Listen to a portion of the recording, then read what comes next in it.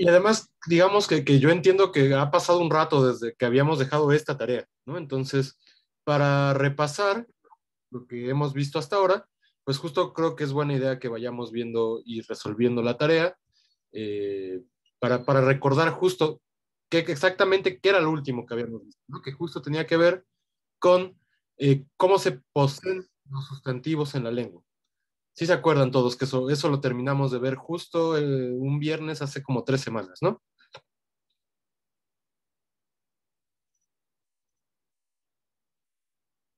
¿Sí se acuerdan o no se acuerdan?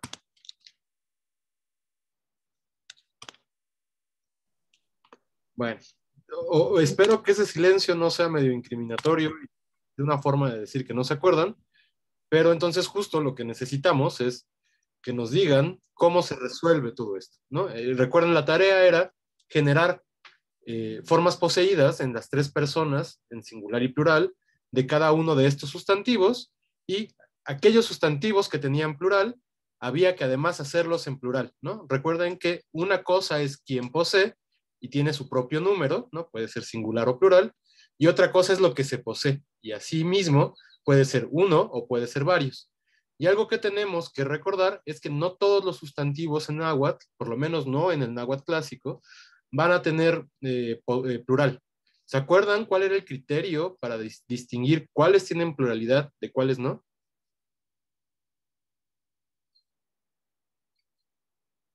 Los inanimados y animados, ¿no?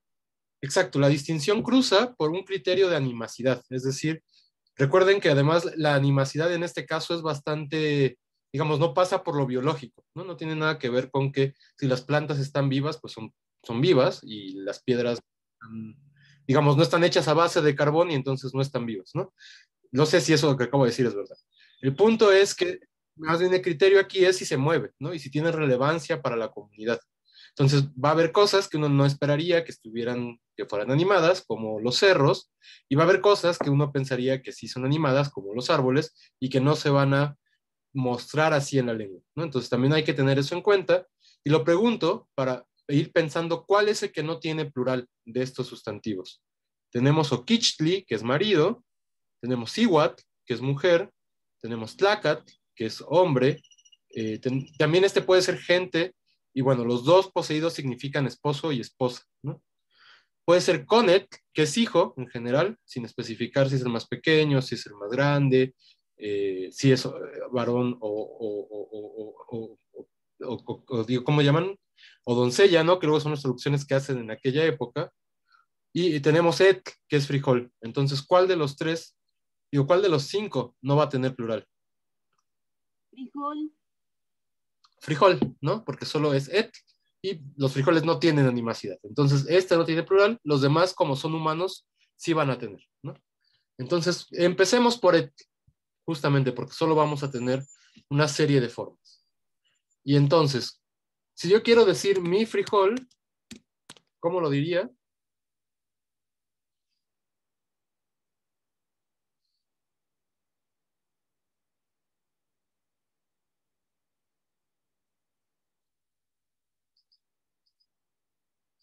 ¿Alguien?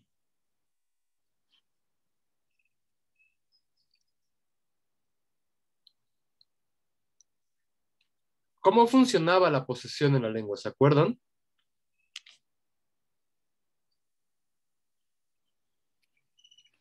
Para decir mi era Uh -huh. el prefijo no. Era el Y luego, uh -huh. y luego era el absolutivo, ¿no? Ajá, pero ¿qué le pasaba al absolutivo? Antes, primero va esta serie de elementos que llamamos prefijos posesivos, ¿no? Y justamente como dices, Emilia, el primero es no. Bueno, o sea, para lo que es mi. Luego, ¿qué seguía en la construcción de la palabra?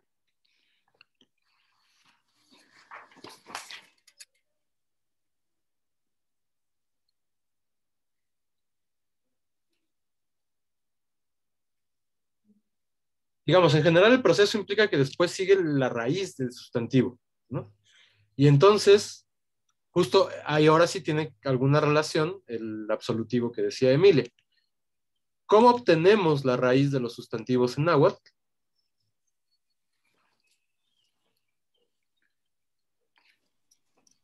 Separándolos del, ay, ¿cómo se llama? Del absolutivo. Separándolos Del sufijo absolutivo. del sufijo absolutivo, ¿no? Que es lo que dice Malinali. Y entonces, justamente, aquí Malinali, Emilia, quien quiera, ¿cuál es el absolutivo aquí? En et. Tenía nada más la E, ¿no? La E sería un, pero ¿qué La es? raíz, perdón. La raíz, Sí. exacto, ¿no? Sería Tenemos el TL, sí. la tl, que es el absolutivo, y ese se lo quitamos, ¿no? Recuerden, siempre, siempre, para trabajar con los sustantivos, les vamos a quitar la marca de absolutivo. Y otra vez, esta marca de absolutivo lo que nos está indicando es que tenemos un sustantivo que no ha sufrido ningún proceso de absolutamente nada y que está ahí, digamos, como solo siendo el sustantivo, casi hablando más de sustancia que de cosas concretas, ¿no? Eso es una particularidad de la lengua y de sus sustantivos. Entonces tenemos y luego pasaban cosas, ¿no? Con este tipo de sustantivos. Habíamos dicho que cuando un sustantivo empieza por vocal, las vocales de los posesivos generalmente se van a perder. Esto también, creo lo habíamos dicho, o no, ya no sé si eso lo dijimos, si no lo decimos ahora. Esta característica también es muy particular del náhuatl central clásico, ¿no? Es decir, pensando en términos de variantes dialectales, y no sé si Sofía ya anda por ahí, si no, nos lo dirá más tarde porque vamos a ver esto, pero ya también lo había dicho, es que, y ahí está justamente conectándose.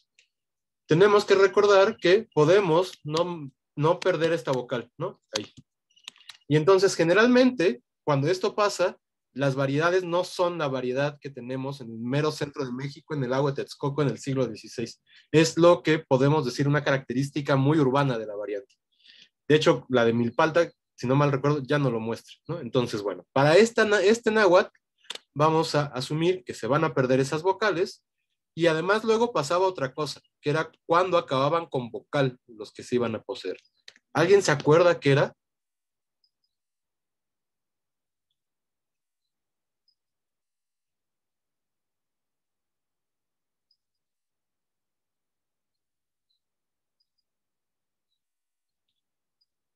Porque lo que podríamos hacer en general es dejarlo ahí, ¿no? Ya no tenemos ningún otro prefijo, digo sufijo, y entonces podríamos decir ne, y ese es mi frijol. Pero el náhuatl, también la variante central, ¿no? Eso es un poco más general en la variante central, aunque se va perdiendo, ¿no? Y ahora yo estoy aprendiendo náhuatl de la Malinche y, por ejemplo, no lo hace, ¿no? Vamos a tener una wa. Entonces, esto pasa, recuerden, cuando los sustantivos acaban en vocal. Y en realidad, no sé también si eso lo dijimos o no, pero esta wa, que recuerden, aquí escribimos UH porque está en la posición que llamábamos coda, que es final de sílaba, y entonces, digamos, recuerden, tenemos UH cuando está ahí y HU cuando va al principio de la sílaba, ¿no? En realidad es el mismo fonema, solo tenemos esas especificaciones ortográficas. Es lo más difícil de la ortografía del náhuatl, en realidad, ¿no? De esta. Y entonces tenemos neu. Ya había dicho, esta wa en realidad es el que significaba históricamente posesión. Incluso lo pueden encontrar en otras lenguas yutonahuas, ¿no? Y lo encontramos nosotros en otro lugar, si ahorita se acuerdan. Pero bueno, entonces tenemos neu y ese es mi frijol. ¿Hasta aquí todo va claro? Y entonces ahora quiero decir tu frijol. ¿Cómo sería? ¿Que alguien se acuerda qué prefijo va aquí? Es me, ¿no? Sería eu, ¿no? Justamente con la wa. Y tenemos esta ma, ¿no? Pero, ¿cómo sería si no tuviera una vocal al principio de la palabra? ¿Mo?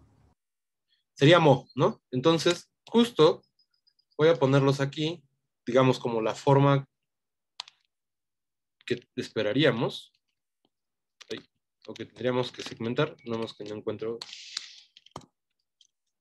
Ahí está. Así, ¿no? Y este también sería mo.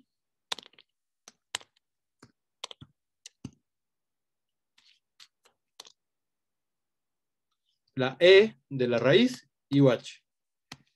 Y ahora quiero decir su frijol. Y aquí el que tiene problemas aquí es el español que para todo dice su, ¿no? Entonces más bien queremos decir su frijol de él o de ella, ¿no? Recuerden que aquí no hace distinción la lengua. Y entonces, ¿cómo sería su frijol de él o de ella? Con una I alargada, ¿no? Con una I alargada. Justamente el posesivo de tercera persona va a ser una I larga. Luego, bueno, aquí la duración de la siguiente vocal depende de la raíz, entonces también va a ser larga. La vocal de frijol es una E larga.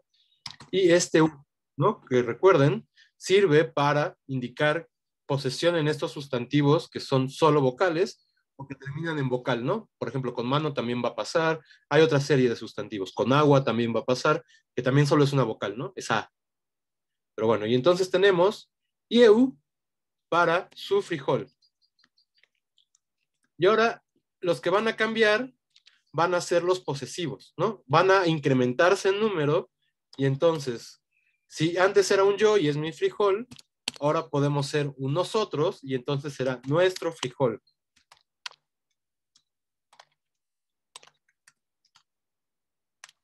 ¿Cómo sería nuestro frijol?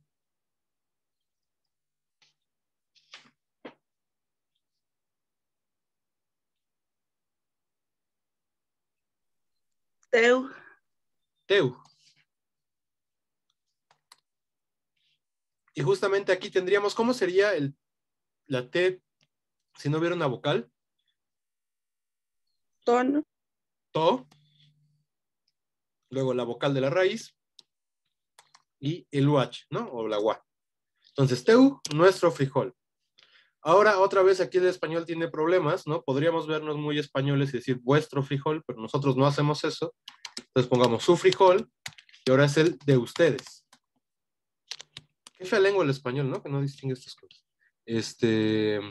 Entonces, ¿cómo sería su frijol?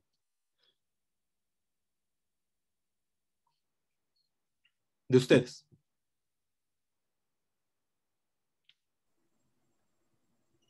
Anmeu. Ameu. ¿Y esto cómo lo separaríamos?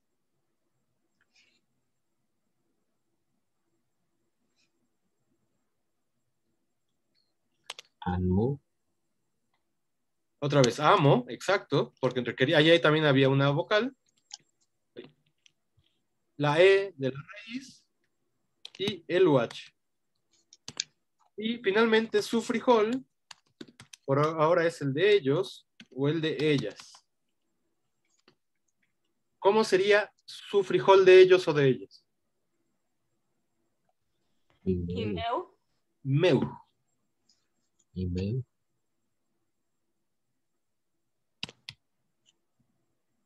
Entonces aquí, recuerden el plural, es im para posesión de ellos o de ellas. Otra vez la vocal y el UH, ¿no? Y entonces, bueno, ya lo segmenté acá, espérenme. Que no se quise.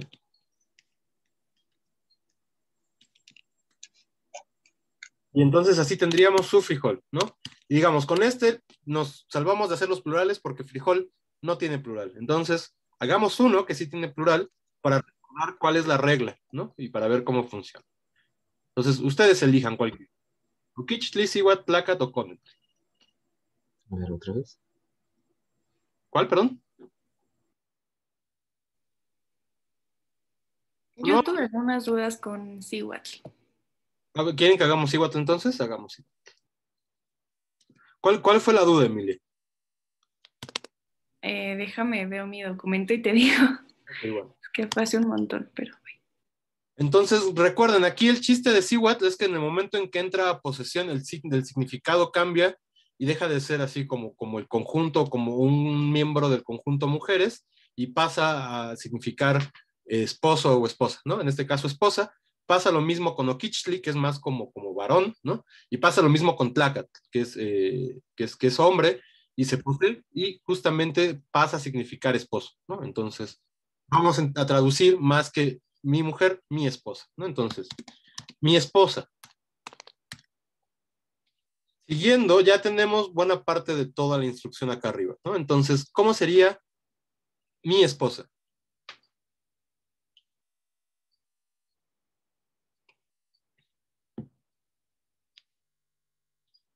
¿Cuál es el poseedor de primera persona? No. No. Y aquí no hay ningún problema, porque la siguiente palabra no empieza por vocal, entonces tenemos el no completito, ¿no? Luego, digamos, naturalmente lo que va es la raíz, entonces no sigua, y luego aquí se cumple una condición que ya habíamos, de la que ya habíamos hablado, que sería ¿cuál? Justo la tenemos también con él. Que termina en vocal. Que termine en vocal, ¿no? Y entonces si termina en vocal, ¿qué le ponemos? La gua. La gua, ¿no? Y entonces no siwau, eso es mi esposa. Pero este sí tiene plural, y entonces mis esposas, ¿no? En una comunidad que acepta la poliginia, ¿cómo sería? Nosiwan.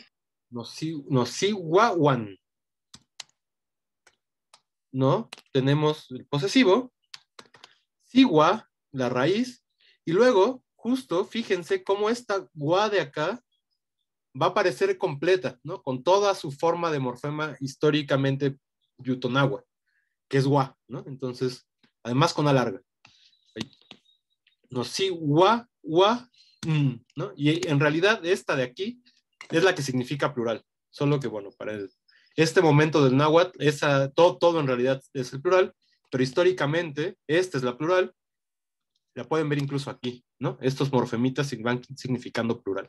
Entonces, algún momento eso les va a salvar la vida, seguramente. Entonces, nosihuahuan, mis esposas. ¿Esto queda claro cómo funciona?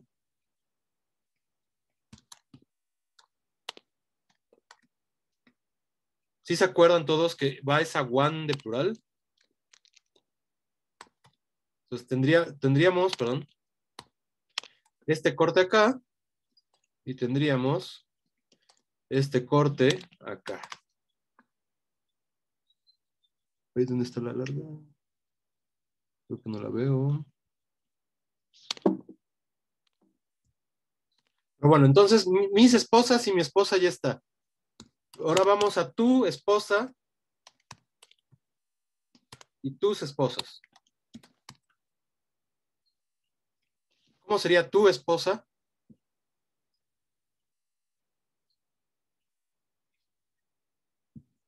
Ya lo tienen todo acá, nada más pronúncienlo. Mosiwau. Mosiwau. Y ahora en plural. Mosimawan. Mosiwawan. Justamente.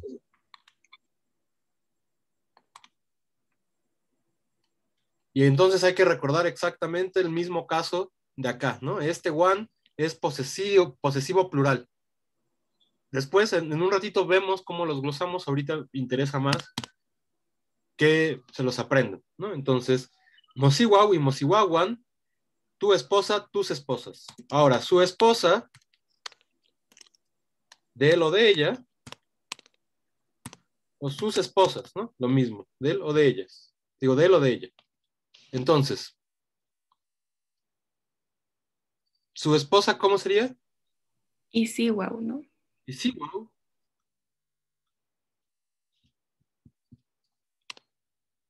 ¿Y sus esposas? Y sí, wow, one. Y si wawan.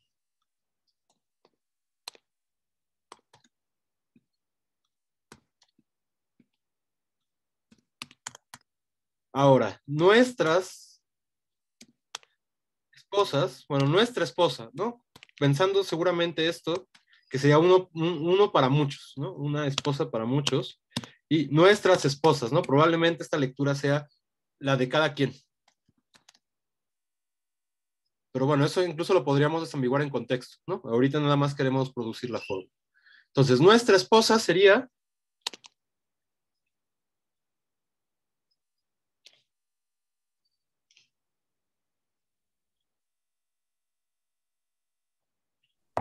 Tosiwau. Mosiwau. Tosiwau. Y nuestras esposas sería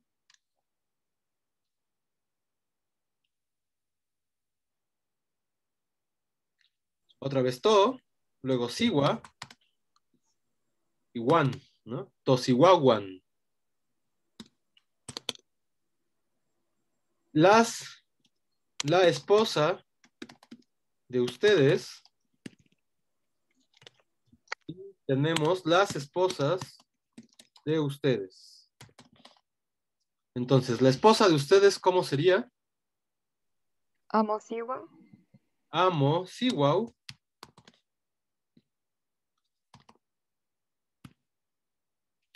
Y las esposas de ustedes sería Amo siwawan. mosiwawan.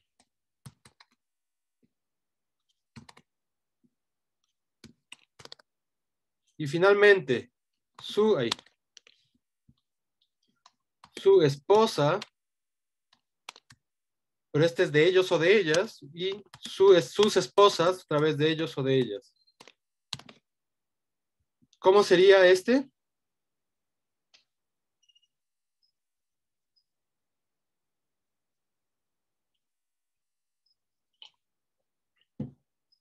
Y aquí es donde uno puede tener ciertas dudas, ¿no? Porque aquí habíamos visto que es im, el prefijo. Y habíamos dicho que en realidad esa es la forma que tiene, pero que casi nunca lo íbamos a encontrar así, porque estas consonantes de acá, ¿no? Las más y las nas también, suelen hacerse muy parecidas a lo que le sigue, al sonido que le sigue. Y eso, en la ortografía del español, que además fue la ortografía que se utilizó para escribir estas lenguas, no se distingue, pero lo que sí escuchan todos los españoles es una N. Y entonces lo que hacen es poner una N, ¿no? Y entonces, en lugar de ser im, es in. In si wow. No.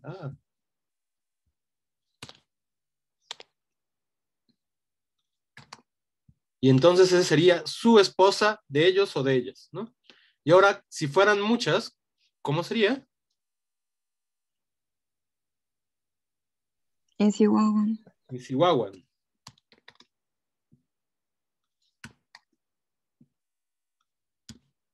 Y entonces así sería las formas de esposo, digo, de esposa, ¿no? Para la variante clásica del náhuatl. Y ahora sí, Emilia, no sé cuál era la duda. Si se ha resuelto, por lo menos. Sí, ya. ¿Ya? Sí. Gracias.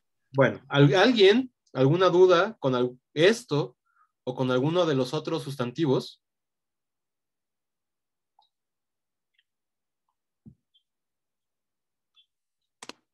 ¿No?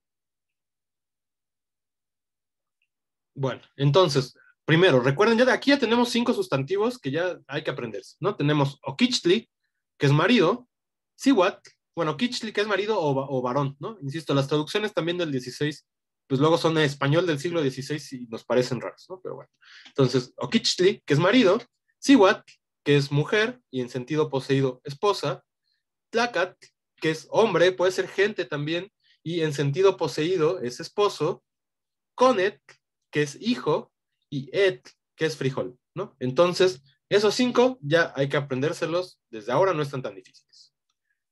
Entonces, si ya no tienen dudas con eso, pues entonces habría que recordar, ¿no? Que habíamos dicho en algún momento que el náhuatl tenía 2 grandes tipos de palabras, ¿no? En realidad, quizás 3, si pensamos en los locativos, pero bueno, eso es algo que todavía no sabemos y que justamente pues estamos investigando, ¿no? Entonces les decía, lo que sí es seguro es que tenemos 2 grandes clases de palabras que se van a distinguir morfológicamente. No en todos los casos, no con todos los morfemas, van a poder compartir algunos, pero digamos, sí podemos distinguirlos muy claros, ¿no? Los verbos y los sustantivos. ¿No? Entonces, los sustantivos, decíamos, se van a caracterizar sobre todo por tener una forma en absolutivo, ¿no? Y entonces ya vimos todos esos sustantivos, et, oquichtli, siwat, incluso los otros absolutivos con in, ¿no? Como michin, o incluso chichi, que es un sustantivo raro, ya habíamos hablado de él, que no tiene absolutivo, ¿no? Son poquitos en realidad. Y entonces decíamos, ¿no? Los sustantivos se caracterizan por eso y se caracterizan también por tener posesión, que era lo que estábamos viendo justo ahora en la tarea, ¿no? Es decir que,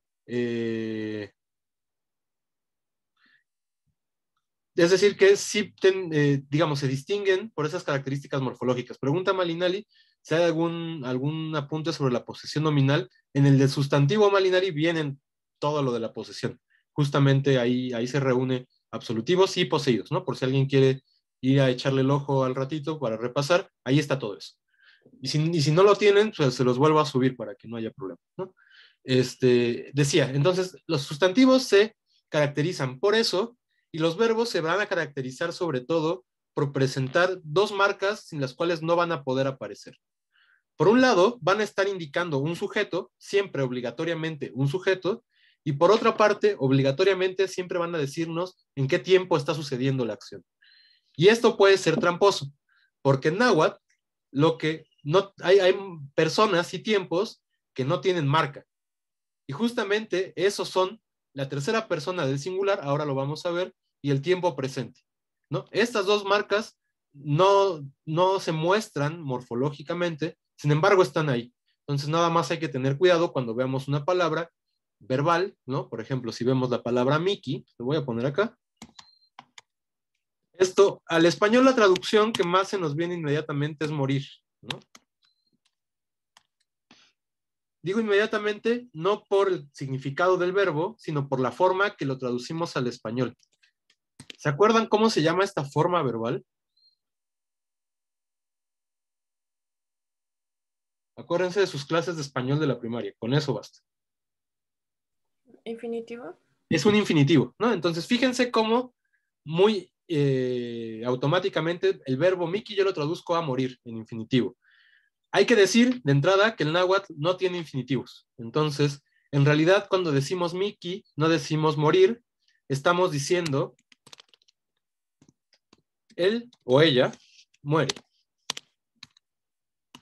Ahora vamos a ver por qué, ¿no? Porque, insisto, todo verbo náhuatl obligatoriamente va indicando o viene indicando su tiempo y su persona, ¿no? Y no existe la forma en infinitivo.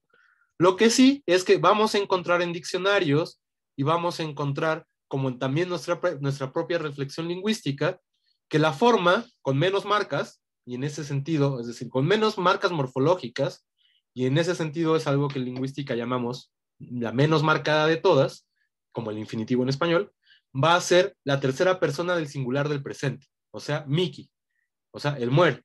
Y así lo vamos a encontrar en los diccionarios, ¿no? Entonces, hay que tener eso en cuenta siempre, por si hubiera necesidad de ir al diccionario, etcétera, así lo vamos a encontrar. Podemos decir cosas como el verbo Mickey es morir, pero hay que recordar siempre que en realidad cuando decimos Mickey ya estamos indicando quién es el sujeto y en qué tiempo sucede, ¿no? Entonces, digo, eso de entrada hay que considerarlo, porque justamente, ¿no? Otra vez insisto, los verbos van a estar marcados siempre con estas características de tiempo y de persona. Entonces, eso por un lado, ¿no? Ahora, los verbos significan muchas cosas en náhuatl. Prototípicamente son lo mismo que en español, ¿no? Entonces, tendremos verbos como caminar, tendremos verbos como amar, tendremos verbos como, no sé, destruir, ¿no? Hay otros que son un poco más específicos, como, no sé, verbos como preparar la guerra, ¿no? Yauchigua, pero, digamos, en general, todos esos verbos se comportan, en español significan, como en español significan acciones, denotan acciones en donde hay una transformación de un elemento, y digamos, esos verbos pues se parecen mucho a los nuestros. También vamos a encontrar verbos que significan estados, y en eso ya no se parece tanto al español, ¿no? Entonces, por ejemplo, en español decimos algo como feliz, y eso es una especie de estado, y lo podemos decir como estoy feliz, y entonces distinguimos, ¿no? Entre el verbo estar y un adjetivo como feliz. En náhuatl, eso en realidad es un verbo, es el verbo paqui, y todo el verbo paqui significa estar feliz. Y entonces justamente tenemos que empezar a distinguir que en náhuatl también vamos a encontrar esas cositas, ese tipo de significados que son muy particulares o muy distintos por lo menos a como los pensamos en español, ¿no? Y en última instancia, algo que también puede pasar es que podemos tener sustantivos que son verbos. Ahora vamos a ver cómo funciona. Hay toda una teoría de Loné, ¿no? Que es un gramático del náhuatl, acerca de estos fenómenos, pero sí, lo importante es que al final hay una barrera que las palabras pueden, digamos, como pasar, y los sustantivos, en algunos casos, van a poder comportarse como verbos. Ahora vamos a ver en qué casos. Y entonces decía, ahora sí, ciertas características morfológicas del verbo náhuatl. Tenemos primero lo que decía, ¿no? Las marcas de sujeto y de tiempo van a ser siempre obligatorias. Y entonces las marcas de sujeto las vamos a encontrar siempre antes de la raíz del verbo. Y entonces tenemos aquí ni, ahora las vamos a repasar una por una, que significa yo, ¿no? Entonces ni es yo sujeto, hago tal acción. Y que significa tú, y entonces es tú sujeto, haces la acción que está acá, ¿no? En este caso temo, que es caer. Y cuando no tenemos ninguna marca es la tercera persona, ¿no? Entonces vamos a decir que eso es una marca cero y lo podemos colocar con un exponente cero tal cual, ¿no? Que significa vacío. Y entonces aquí ya también empezamos a ver cómo vamos a estar trabajando en lo que resta del semestre, que es haciendo glosas de lo que vamos a traducir. ¿Cómo hacemos las glosas y cómo las sistematizamos? Pues justo como lo estoy haciendo acá. Tenemos el texto sin analizar morfológicamente en la primera línea y luego vamos a cortar los morfemas que podemos encontrar en esa palabra. Y entonces, justo es lo que estamos haciendo acá abajo. Puedo reconocer que el ni, ahorita lo vamos a aprender de todos modos, es yo sujeto y entonces lo corto, ¿no? Y lo corto con este signo, con este, ahí se me fue el nombre, con este marquito, ¿no? Aquí lo pasa lo mismo, tenemos ti temo, y entonces puedo reconocer ti como un morfema distinto y temo como otro, que significa caer, ti significa segunda persona de singular sujeto, y entonces lo cortamos. Y aquí, pues no tenemos nada, pero como en realidad la ausencia tiene significado, ¿no? Esa es la gran cosa de los morfemas ceros, ¿no? Son ausencias que sí significan. Y entonces aquí tenemos una ausencia que sí significa tercera persona del singular. Y entonces le ponemos este signo de vacío, cortamos, porque también es un morfema, y ponemos el verbo temo, en este caso, que es caer, ¿no? Y entonces, en una siguiente línea, le vamos a adjudicar un valor lingüístico o léxico a lo que está ahí, ¿no? Entonces, esto es un valor gramatical, uno sujeto, es decir, yo como sujeto, y el verbo caer, esto es un valor léxico, ¿no? Porque esto no tiene ningún valor gramatical, podemos saber lo que es caer, ¿no? Incluso lo podemos definir en el diccionario. Y entonces, lo vamos a colocar así, y al final, la traducción. Y entonces, ni temo es yo caigo, ¿no? Y tiene toda esta información morfológica. Ti temo, tú caes, y tiene toda esta información morfológica. Temo, él cae, y otra vez tiene toda esta información morfológica. ¿Esto queda claro? De los cortes y las glosas.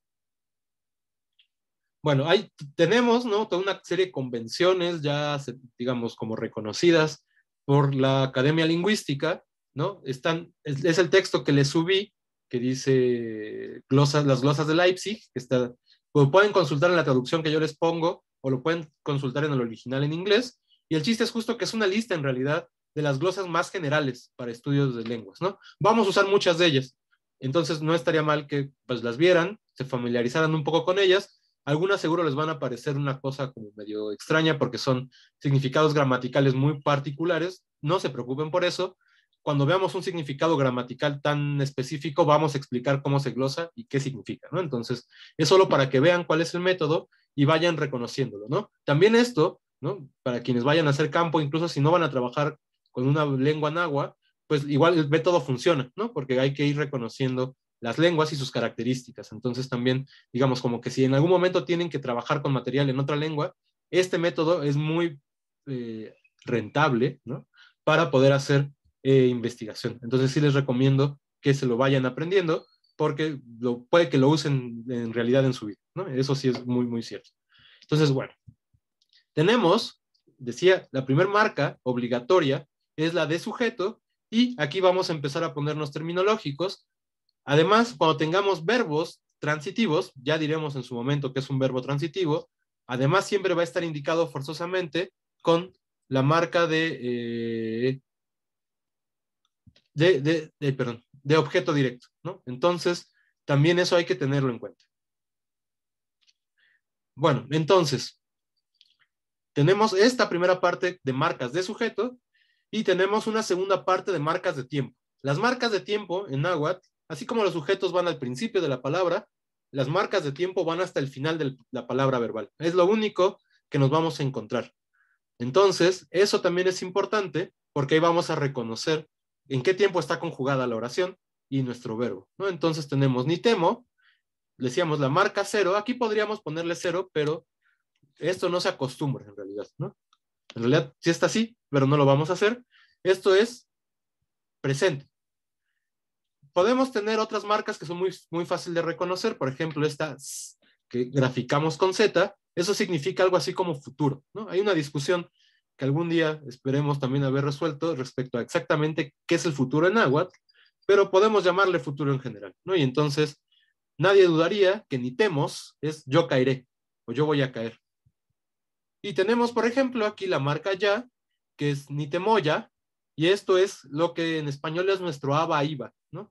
Entonces, bueno, aba ia, perdón. Y entonces, ni temoya es yo caía, ¿no? Es esto que llamamos copretérito, ¿no? Justamente una acción, la que no estamos diciendo si ya acabó o no acabó, o que no concebimos como acabada, y que pasa en el pasado, ¿no? Entonces, eso sería el imperfecto, lo vamos a llamar imperfecto, pretérito imperfecto en náhuatl, que es muy parecido, insisto, a lo que nosotros conjugamos con aba, ia, ¿no? Es muy parecido el valor. Y otra vez insistiré, estas marcas de tiempo van siempre al final de la palabra, ¿no? Entonces, eso también hay que tenerlo muy claro. Vamos a encontrar una cosa después que es el número del sujeto, pero bueno, igual, son lo único que va después del tiempo, ¿no? Siempre lo primero, o casi lo último, perdón, siempre lo último que vamos a encontrar es el tiempo verbal. Y bueno, hay otras marcas, ¿no? Digamos, estas son obligatorias. Todo verbo náhuatl va a estar indicado en su tiempo y en su sujeto, y si es verbo transitivo en su objeto, y hay otras marcas que son optativas, ¿no? Podemos o no podemos ponerlas, que en realidad lo que hacen es dar mucho contenido al significado del verbo, ¿no? Podemos tener marcas que signifiquen algo así como, yo estoy viendo que la acción se aleja de mí, y otra que es, yo estoy viendo que la acción se acerca hacia mí, que es el que está hablando, ¿no? Las vamos a ver en su momento. Otras que pueden significar, pues te estoy hablando con respeto, etcétera, etcétera, etcétera, ¿no? Todo eso en realidad es lo que tenemos que ir especializando durante el semestre. Y entonces no se apuren por eso, ¿no? Hasta aquí, perdón, ¿todo va bien?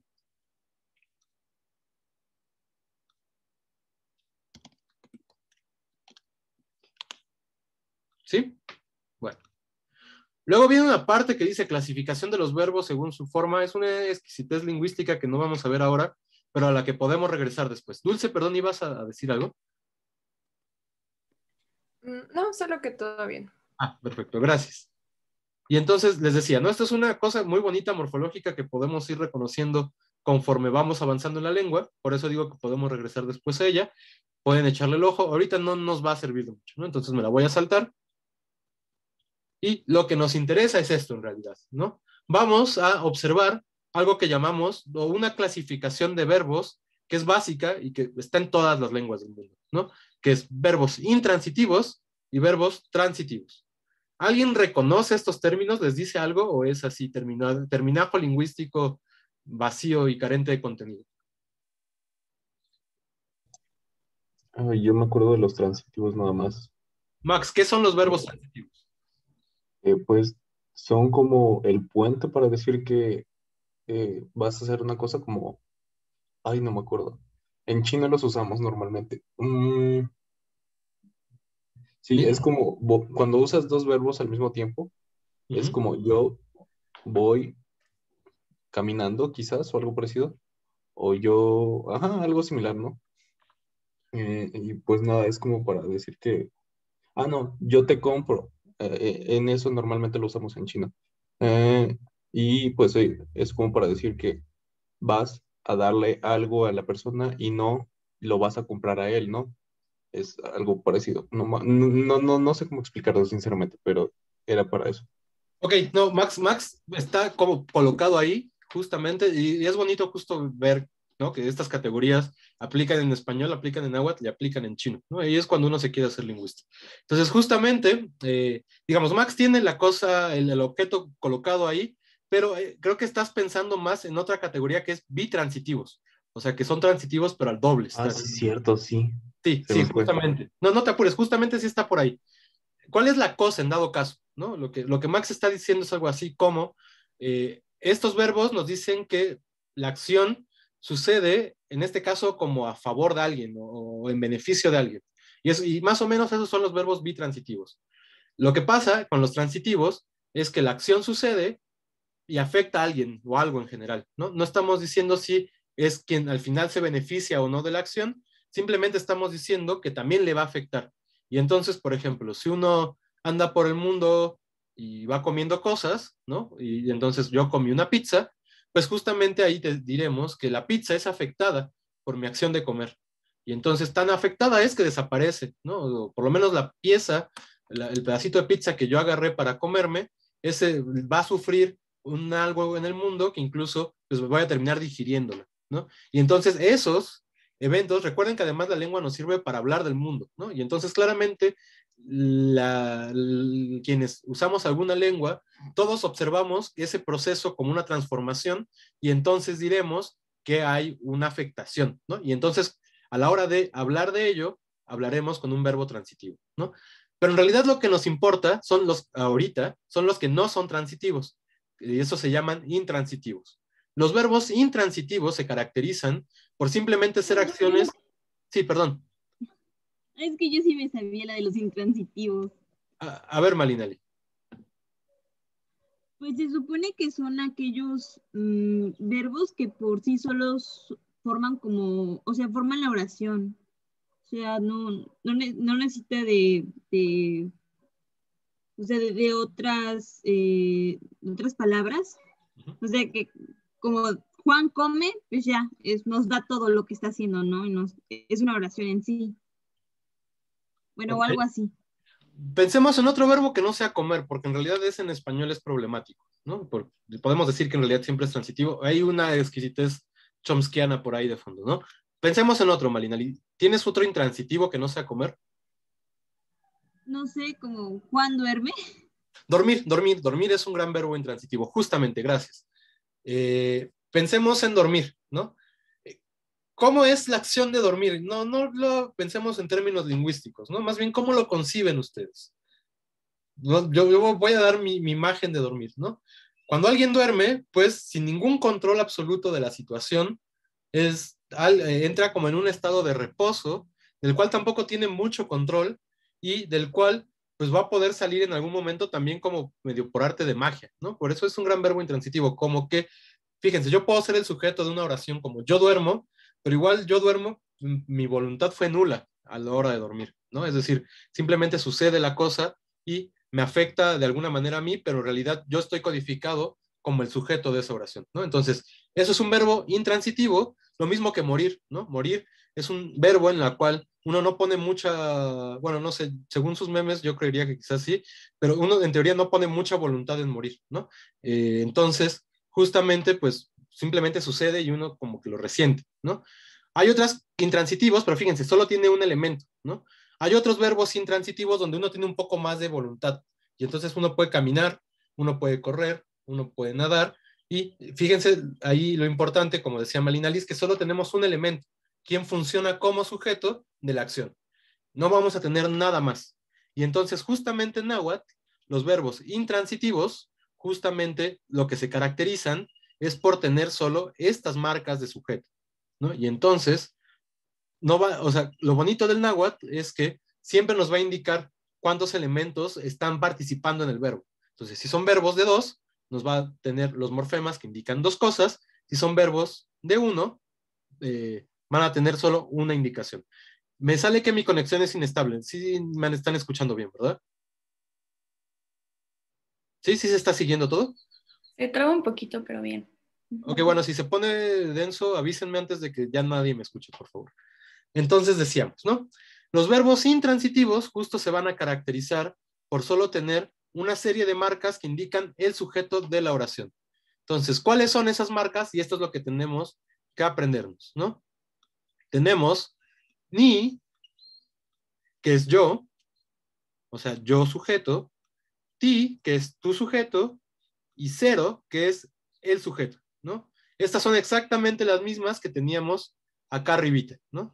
Ni temo, ti temo y temo. Y entonces, ti temo, recuerden, era, ahí, ¿dónde está? Yo caigo, ti temo, tú caes, temo, él cae. Y luego tenemos las marcas de plural. Y las marcas de plural tienen una particularidad rara en la lengua, ¿no? Decía hace ratito que lo último que aparece en la palabra verbal es el tiempo y luego les dije, no, en realidad lo último que aparece es la persona. Entonces, sí, justamente tenemos ese orden, tiempo, persona. Y en este caso, para el presente, vamos a indicar el plural del sujeto, tanto con un prefijo, en este caso ti para nosotros, y un cierre glotálico al final de la palabra, ¿no? Y recuerden que este cierre glotálico lo indicábamos con un saltillo, que es esta comita de acá arriba, y lo leíamos como una ja, ¿no? Justo para así pronunciarla, aunque realmente en el náhuatl de esa época no se pronunciaba así, ¿no? Solo es para que nosotros hispanoparlantes sí tengamos ahí un claro segmento que le damos un significado, ¿no? Y entonces la marca de plural siempre en presente va a ser el apóstrofe. Entonces, bueno, y eso va acompañado con el prefijo, ¿no? Y entonces, si queremos decir que somos nosotros quienes caemos, será titemo. Fíjense que aquí temo tenía una vocal larga, pero cuando va con la glotal, la vocal larga se hace breve, ¿no? Y entonces tenemos titemo. Y titemo es nosotros caemos.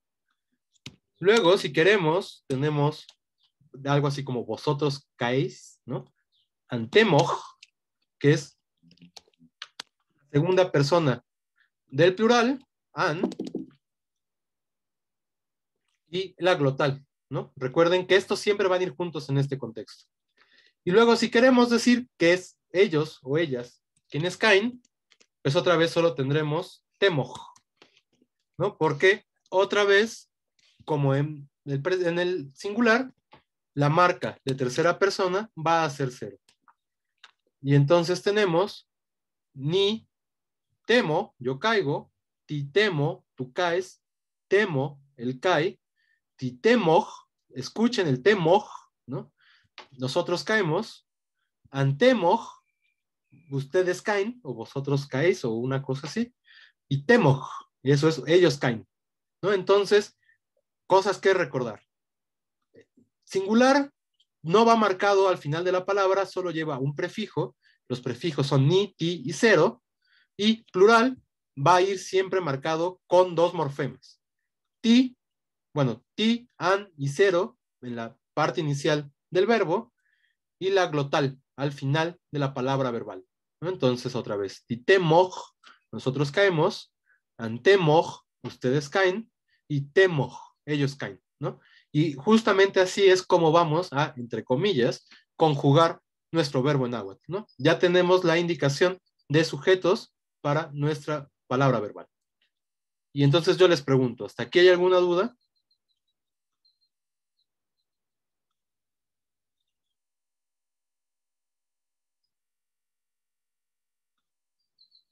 ¿No? Ok. Bueno, aquí hay cositas que hay que aprenderse que son también medio procesos lingüísticos, ¿no? Recordar sobre todo que cuando el verbo empieza con vocal, porque también hay verbos que empiezan con vocal, las is de ni, ti y ti de acá van a desaparecer, ¿no? Entonces, hay veces que el sujeto solo es una consonante. Ahora vamos a ver un caso con el verbo egua. Entonces, eso sí hay que tenerlo muy claro y recordar, ¿no? Que los morfemas de plural en realidad tienen 2 partes, el prefijo y la marca que va al final. Y ya en términos de lingüística eso le llamamos morfema discontinuo, ¿no? Entonces, el sujeto en náhuatl es un morfema discontinuo. Y bueno, recordar también lo de la condición de la nasal de am, ¿no? Este de acá en realidad es am, digamos como en su forma superficial, digo profunda, y en su forma superficial, pues a esa nasal ya hemos dicho que le pasan 20,000 cosas, ¿no? Que cambia para parecerse más al sonido que le sigue, y que en la ortografía que se usa para esta lengua, porque los españoles no reconocían esos sonidos, usaban N, ¿no? Y entonces lo más usual es que esto lo encontremos con N, pero en realidad es una M, ¿no? lo vamos a ver cuando justo el verbo empiece por vocal. Y bueno, y entonces nada más, para que vean cómo esto es para cualquier verbo, justo vean, tenemos el verbo paqui, que es estar feliz, como ya había dicho. Esto es un estado, es un verbo intransitivo, y entonces justo va a aparecer simplemente ni paqui, yo estoy feliz, tipaqui, tú estás feliz, paqui, ella está feliz. Luego tenemos tipaqui, nosotros estamos felices, anpaqui, bueno, ampaqui, aquí sí con M, porque lo que le sigue es una P, y entonces ampaqui, ustedes están felices, y paqui, ellos están felices. Sí, lo que queremos es con Miki, que es morir, ¿no? Ya había salido, tenemos Nimiki, que es yo muero, Timiki, que es tú mueres, Miki, que es él muere. Luego en plural, Timiki, nosotros morimos, aquí no sé por qué salió, no, sí, estoy leyendo mal. Anmiki, ustedes mueren, y Miki, ellos mueren. Y luego, por ejemplo, tenemos aquí no aparece el verbo ewa, que es partir, no partir de cortar, sino partir de irse, ¿no? Casi podemos decir irse. Y entonces, newa, fíjense cómo aquí empieza por vocal, y entonces justamente nada más va la N, ¿no? Y entonces tenemos newa, yo parto, tewa, tú partes, ewa, ella o él parte. Y luego, tewa, nosotros partimos, amewa, ustedes parten, y ewa, ellas parten o ellos parten. Entonces, digamos, en realidad acabamos de aprender a conjugar nuestros verbos en presente cuando son verbos intransitivos. ¿Alguien tiene duda con esto? Yo tengo una duda. Sí. ¿Cómo sabes? Bueno, la tercera persona aplica tanto para femenino como masculino, ¿no? Sí. Pero ¿cómo sabes en este caso que Paqui es femenina? No, bueno, es porque se me ocurrió traducirlo por femenino, ¿no? En realidad el contexto es lo que nos ayuda a desambiguar si estamos hablando de un ente leído como femenino o de un ente leído como masculino. Entonces hay veces que no sabemos, Okay. ¿no? Y hay veces, el náhuatl tiene, ya lo veremos cuando estemos en textos, tiene una cosa en que luego uno pierde el referente de absolutamente todo, y entonces sí ya no sabe si traducir por hombre o por mujer, porque además habían estado hablando de un hombre y una mujer, ¿no? Entonces ya quién sabe quién hace qué, y hay momentos en que pues sí uno tiene que ser medio arriesgado y decir, probablemente la acción sea de en este orden, ¿no? Pero sí, no, como no indica, en realidad no importa, no nos da esa información. Solo en español la tenemos muy clara, y entonces pues uno puede traducir por una u otra, da exactamente lo mismo. Digo, insisto, en contexto, ya ahí sí no da lo mismo y sabremos traducirlo porque el contexto nos lo dirá, ¿no? Pero bueno, ¿alguna otra duda?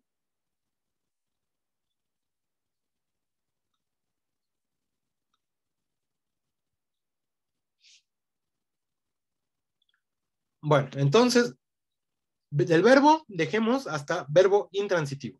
Antes de ver los transitivos y un montón de otras cosas, querría que fuéramos al otro, y de hacer ejercicios, ¿no?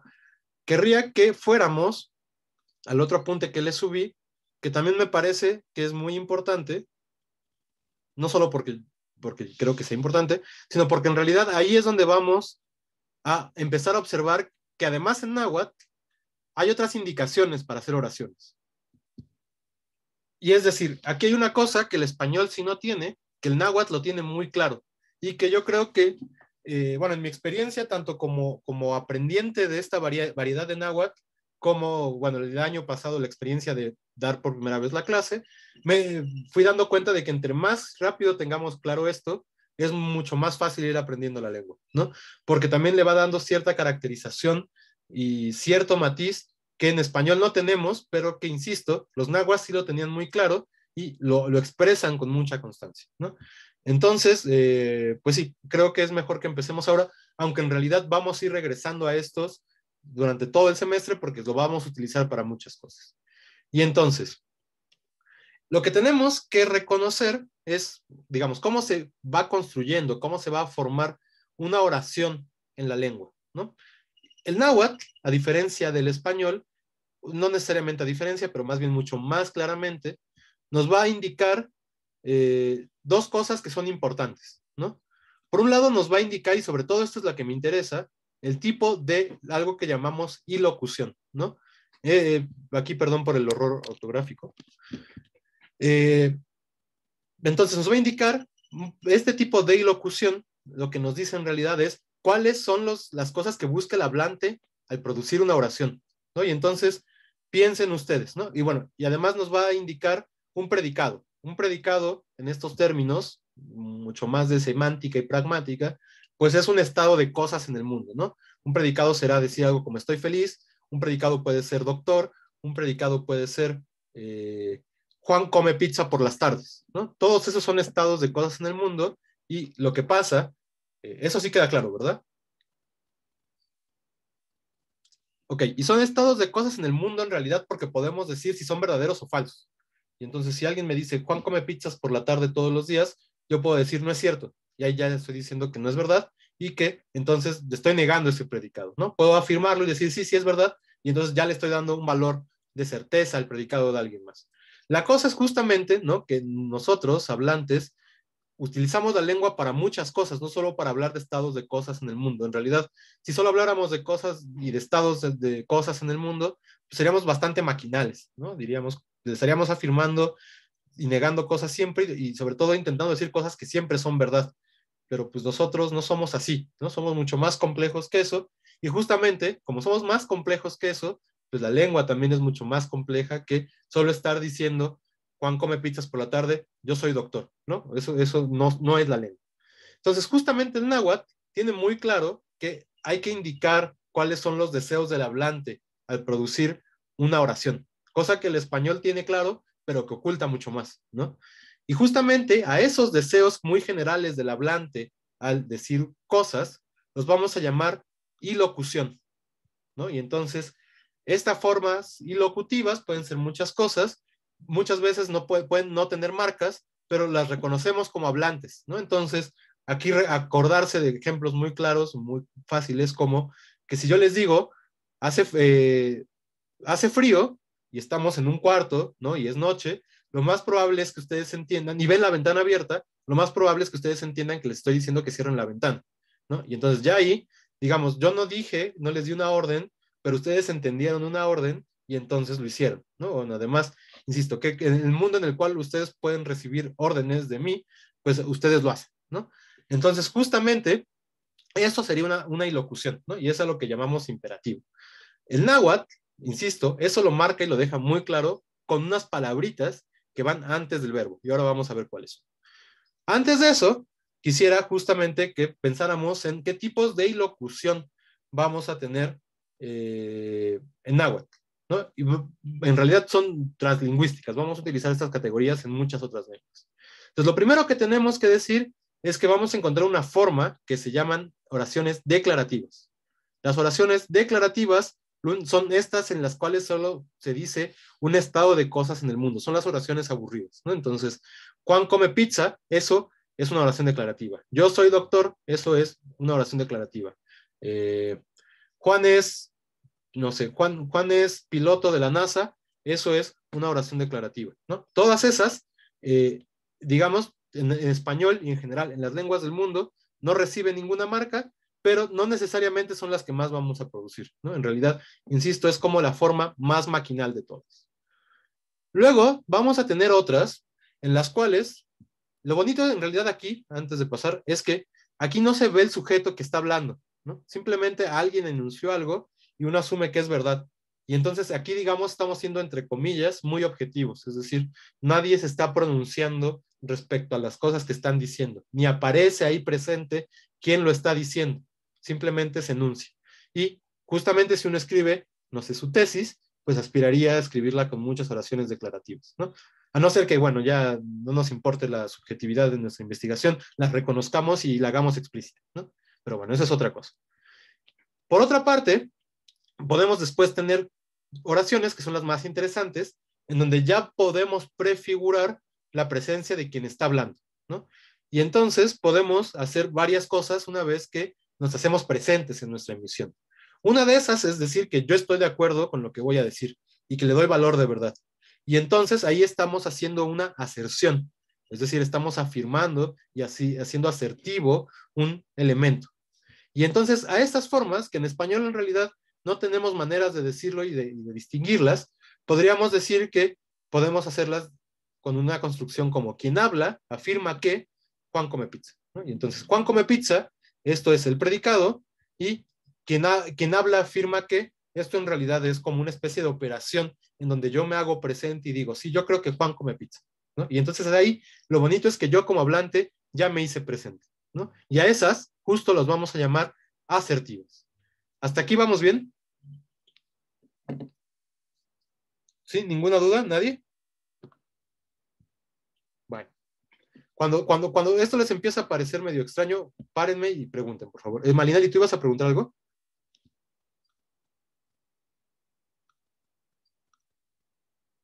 ¿No? Bueno, creo que entonces más bien se quedó ahí como la cosa amarilla. Bueno, entonces tenemos esa primera parte en donde yo me hago presente y afirmo, y esas son las asertivas. Pero también puedo yo solicitar información, porque en realidad lo que querría sería pronunciarme o que alguien me dé su juicio acerca de si un elemento es verdadero o es falso. Y entonces esto es una manera y una operación que hacemos los hablantes cuando hacemos oraciones interrogativas. Y entonces preguntamos, sobre todo cuando hacemos oraciones interrogativas de sí y no, ¿no? Ya ven, en inglés, por ejemplo, en todas las lenguas del mundo, hay formas muy particulares de hacer oraciones que uno responde sí, perdón, o uno responde no, y hay otros tipos de interrogaciones en las que uno solicita información mucho más puntual, ¿no? Como el lugar, quién lo hizo, cuándo, etcétera. Entonces, bueno, estas que se llaman interrogativas totales o absolutas, lo que nos indican es que nosotros no sabemos, como hablantes, si es verdad o no lo que voy a decir, pero yo asumo que mi interlocutor sí lo sabe, y entonces le solicito la información, ¿no? Y entonces uno puede preguntar algo así como, ¿acaso Juan come pizza? Y entonces ya alguien le tendrá que decir, sí, Juan come pizza. Ah, entonces ya se pronunció acerca de el valor de verdad de Juan come pizza. O puede decir, no, no come pizza, come pastel. Y entonces ya ahí también se pronunció un alguien acerca del valor de verdad del predicado Juan come pizza, ¿no? Y nosotros que no teníamos esa información, ahora ya la tenemos porque alguien nos la dijo, ¿no? Y entonces eso justamente serían formas interrogativas y van a tener formas muy particulares de producirse, ¿no? Por ejemplo, en español podemos poner este acaso, en realidad podemos no ponerlo, de todos modos, fíjense cómo cuando hacemos estas preguntas sube el tono de nuestra digamos, prosódico de nuestra emisión, ¿no? Juan come pizza y justamente como que lo elevamos y lo dejamos elevado. Y esa es una indicación de interrogación también, ¿no? Todo eso opera para indicarnos que estamos solicitando esta información. Bueno, y entonces, insisto, el interlocutor va a pronunciarse una vez que le solicitemos la información, ¿no? Otras formas que podemos tener son las órdenes, ¿no? Y las órdenes son mucho más difíciles, porque además uno tiene que asumir que quien está dando órdenes es la persona adecuada para darlas y que yo además soy la persona adecuada para recibirlas. Y entonces, de entrada, casi nunca nadie da una orden abiertamente, ¿no? O sea, tal que alguien diga así como, vete a la tienda, pues solo cuando uno es niño y pues ya es el mandadero, ¿no? Entonces ahí sí no hay de otra, los papás te mandan a la tienda y vas a la tienda. En un mundo más complejo, digamos ya nosotros en la universidad y así, pues esto es mucho más difícil, ¿no? Y entonces no vamos a hacerlas abiertamente, pero sí vamos a reconocer al menos que incluso vamos a poder querer matizarlas y vamos a encontrar maneras de hacerlo, ¿no? Entonces tendríamos formas muy directas como Juan, come pizza, ¿no? Y recuerden, este Juan aquí en realidad es a quien le estamos interpelando. O podemos decir que simplemente es mi deseo, ¿no? Que suceda tal cosa. Y entonces algo así, o que yo, quien hablo, puedo dar tal orden, ¿no? Y entonces puedo decir algo así como, quien habla, ordena que Juan coma pizza.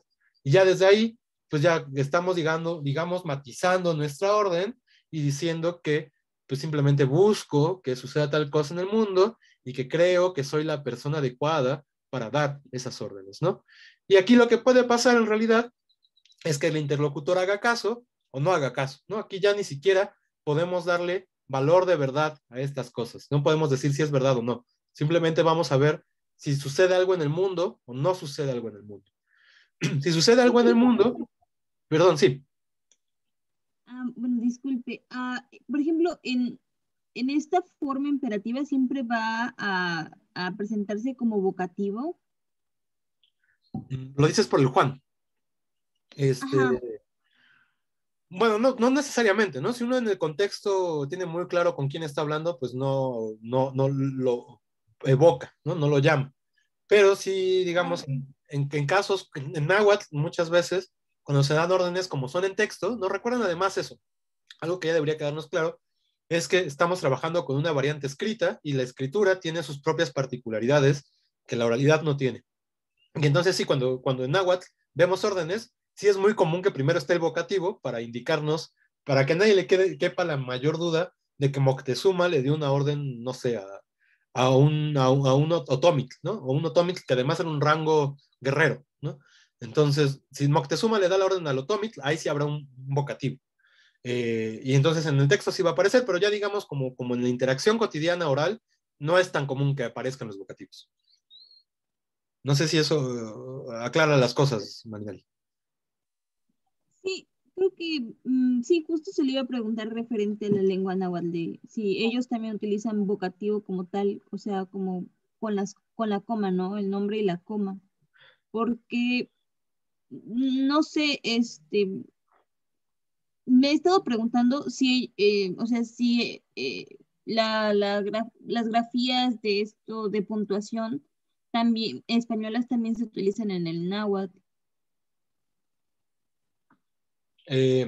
Bueno, a ver, hay dos preguntas en realidad ahí. Primero, vamos a la del vocativo náhuatl. O sea, el náhuatl sí utiliza vocativos, ¿no? O sea, más allá de cómo se grafican, tiene, como yo creo que todas las lenguas del mundo en realidad, una manera de interpelar a quien estás hablando, ¿no? Y justamente eso sería el vocativo. El náhuatl clásico, o esta variante que estamos estudiando, tiene una forma vocativa que incluso es distinta, ¿no? Digamos que si queremos llamar a Juan en náhuatl, ahorita vamos a ver unos ejemplos, de hecho, le pondríamos un Xuané, ¿no? Y este E significa vocativo. Ojo, este E que significa vocativo también ya lo tenemos claro, es una característica de habla masculina, ¿no? Digo, aparecen en los textos, porque los textos los escribieron Oquichtmec, ¿no? O sea, varones, pero como que se ha ido reconociendo que incluso podemos ver, ¿no? Cuando hablan las mujeres e interpelan a alguien, no utilizan esta forma, ¿no? Pienso, por ejemplo, cuando la noche triste van huyendo los españoles, ¿no? Y además la primera persona que los ve es una mujer y llama a los guerreros. Y entonces ella no utiliza esta E, luego los ve un hombre y él también llama a los guerreros y él sí utiliza esta E, ¿no? Entonces, bueno, digamos, existe esa característica, pero sí, en náhuatl clásico, en los textos vamos a encontrar esta E con acento muy seguido, ¿no? Y entonces eso respecto de la forma del vocativo en náhuatl. Ahora, lo de los signos de puntuación y eso, pues es un poco más difícil. Digo, las variantes actuales pues utilizan signos de puntuación tal cual los utilizamos en español, porque bueno, además la puntuación está basada en el español, ¿no? Eso significa, o sí, que la puntuación pues no es intuitiva, ¿no? También es una normativización que hemos ido aprendiendo a lo largo de nuestra estadio en la escuela y que pues cambia de lengua a lengua, ¿no? Un caso clásico, la coma Oxford, ¿no? En español ni siquiera nos peleamos por eso, porque no tiene sentido para nosotros poner una coma al final de una enunciación. En inglés se pelean por esas cosas, ¿no? Entonces sí, luego pueden cambiar los usos de los signos de puntuación. Digo esto, en las variantes contemporáneas, pues sí se utilizan como en español, porque la base de puntuación es la española, así como la ortográfica para muchas variedades, pero en el siglo XVI lo que pasa es que no había una sistematización tan clara de la puntuación, ¿no? Ni para el español. De hecho, o sea, hay estudios, ¿no? Los filólogos, cuando no sabemos qué hacer, luego a lo mejor nos metemos esas cosas y nos interesa entender qué está representando las extrañas puntuaciones que vemos en la documentación del 16. Luego son pausas, luego pueden ser, no sé, funciones sintácticas, cosas así, ¿no? Y entonces justamente pues eso significa que el náhuatl tampoco tenía una sistematización en la puntuación. ¿Qué pasa? Que a la hora de estandarizar los documentos, que es como los vamos a trabajar nosotros, insisto, pues uno también, digamos, hace más moderna la puntuación. Y entonces empezamos a poner puntos y comas, donde en español pondríamos actualmente puntos, comas y puntos y comas, ¿no? Entonces, digamos, vamos a ver una puntuación pero no siempre esa puntuación refleja la puntuación originaria de los textos, ¿no? Es, otra vez insisto, mucho más pensado en nuestros usos actuales de puntos y comas y etcétera. Entonces, de ahí que si tenemos un vocativo en nuestros textos, sí vaya a haber una coma para después indicar qué es el predicado que sí está puesto, ¿no? Entonces, bueno, fue toda una vuelta muy larga, no sé, Malinali, si aclaró las cosas. Justo, gracias. ¿A alguien le ha provocado alguna duda a esto que acabamos de decir?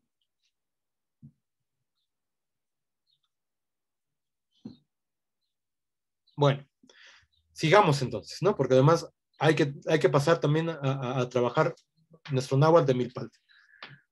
Entonces, decíamos, ¿no? Tenemos estas órdenes y finalmente algo que podemos reconocer son los deseos muy claros del hablante. Y entonces aquí también vamos a tener ciertos operadores, ¿no? O sea, operadores lingüísticos. Y entonces, por ejemplo, puede el hablante decir, ojalá que Juan coma pizza, u ojalá que mañana vayamos a la fiesta, ¿no? Y entonces, también son dos tipos de ojalá cuando lo deseamos nada más de alguien y cuando nos introducimos nosotros en el deseo, ¿no? Y entonces el verbo cambia y estas formas pueden ser un poco distintas en el náhuatl, ¿no?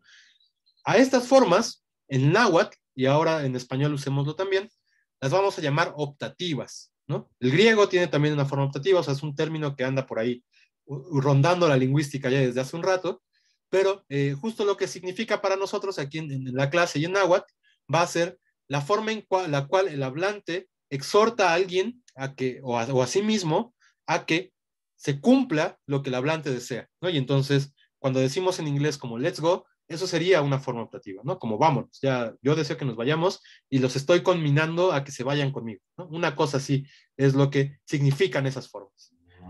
Y entonces, todo esto es importante porque, insisto, el náhuatl va a presentar una serie de partículas que vamos a llamar partículas ilocutivas que nos van a indicar estas cosas y que entonces en realidad tenemos que asumir que todas, absolutamente todas las oraciones o cláusulas más bien en náhuatl van a tener una indicación de este tipo de ilocución, de esta fuerza y acto ilocutivo. Entonces, lo que tenemos que decir es cuáles son y cómo funcionan, ¿no? Siempre van a aparecer estas partículas en la parte izquierda de la oración. Van a ser lo primero que va a abrir cualquier oración. Y entonces decíamos, las declarativas, estas que solo son estados de cosas, esas que es un hecho que en todas las lenguas nunca van marcadas, ¿no? Entonces es cero. Podemos decir que es cero. Y entonces, bueno, aquí en náhuatl Juan no comía pizza porque pues pizza es pizza, no tenía tanto chiste. Aquí Juan come tortillas, ¿no? Y entonces, Kikuashantlashkali, eso es un estado de cosas en el mundo y es Juan come tortillas, ¿no? Y no hay ninguna marca. Y estas pues los vamos a encontrar, por ejemplo, ¿no? Si estamos haciendo traducción de un texto como de unos anales, que intentan ser muy objetivos, pues justamente no se va a dibujar quien está escribiendo, aún así sea, no sé, Chimalpain, que es un gran escritor, y pues simplemente van a aparecer afirmaciones y afirmaciones y afirmaciones, ¿no? Es muy común eso. Pero después en otros tipos de textos, y incluso dentro de textos historiográficos, vamos a empezar a observar la presencia de estas partículas, es decir, la presencia de quien está haciendo una interlocución. Y entonces vamos a empezar a observar esta serie de elementos, ¿no? Y entonces fíjense, vamos a justo distinguir, como hacíamos en español, las formas asertivas. Y las formas asertivas en náhuatl se indican con K. Ojo, aquí hay que tener mucho cuidado. Nosotros al principio no vamos a tener problema, pero el verbo estar es kaj, tiene glotal, ¿no? Entonces justamente, digo, mucho cuidado porque ya a la hora de los textos, pues las glotales luego no las indican y uno tiene que intentar distinguir si es el verbo estar o es el verbo o es la partícula K. Digo, después de un rato de leer los textos y de entender la sintaxis, vamos a ver que es muy fácil distinguir una y otra, pero al principio puede ser un poco truculento, ¿no? Y entonces, bueno, la partícula K indica que el hablante toma posición respecto al valor de verdad de lo que está allá adentro y dice, yo creo que es verdad, ¿no? Y entonces, por ejemplo, podemos tener K kikua shuantlashkali, y esto es algo así como, yo afirmo que Juan come tortillas. Obviamente, en español estar diciendo yo afirmo, yo afirmo, yo afirmo, o quien habla afirma que tal, tal, tal, es medio bastante innecesario. Entonces, la tradición de traducción suele no traducir este K, ¿no? Y entonces, el semestre pasado lo estábamos traduciendo, creo que va a ser mejor ahora no traducirlo, pero hay veces en que, pues sí va a ser muy claro que se está pronunciando el hablante, ¿no? Y entonces, incluso a veces podemos encontrar ahí maneras en las que pasar eso al español, ¿no? Ahora, también va a haber ciertos contextos en donde este K va a tener otros significados, como un pues, ¿no? También vamos a ir viendo esos contextos. Y ojo, esta traducción también causa problemas, no todo el mundo está de acuerdo con esa. Yo creo que hay contextos muy claros, insisto, en donde significa pues, vamos a ver esos contextos en su momento. Ahora lo que nos importa es que este K significa, yo soy el hablante, me presento y además creo que es verdad esto que voy a decir, ¿no? Y entonces ahí ya se vuelve un poquito más subjetivo. Ahora, para interrogar, vamos a tener la partícula quish. Y con la partícula quish siempre vamos a indicar que estamos haciendo una pregunta en la que queremos saber si algo es verdad o no es verdad. Y entonces vamos a decir algo como quish ki kwashrantashkali, y eso es, ¿acaso Juan come tortillas? Y justamente, ¿no? Quish suele traducirse por acaso, es una tradición muy rara de la historiografía mexicana, en que, no sé, se van a los libros de Tena, yo espero que conozcan a Rafael Tena, y siempre uno puede ir viendo que hay, y acaso tal, y ya, bueno, después de un rato de leer en náhuatl, uno sabe que eso lo tradujo de un quish, ¿no?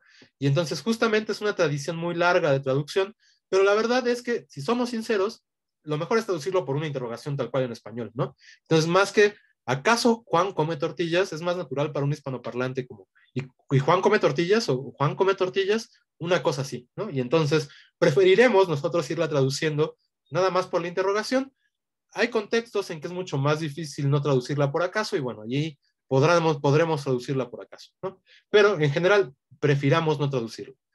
Lo importante es recordar que nos está indicando que el hablante no conoce si es verdad lo que dice y entonces está solicitando esa información a su interlocutor, ¿no?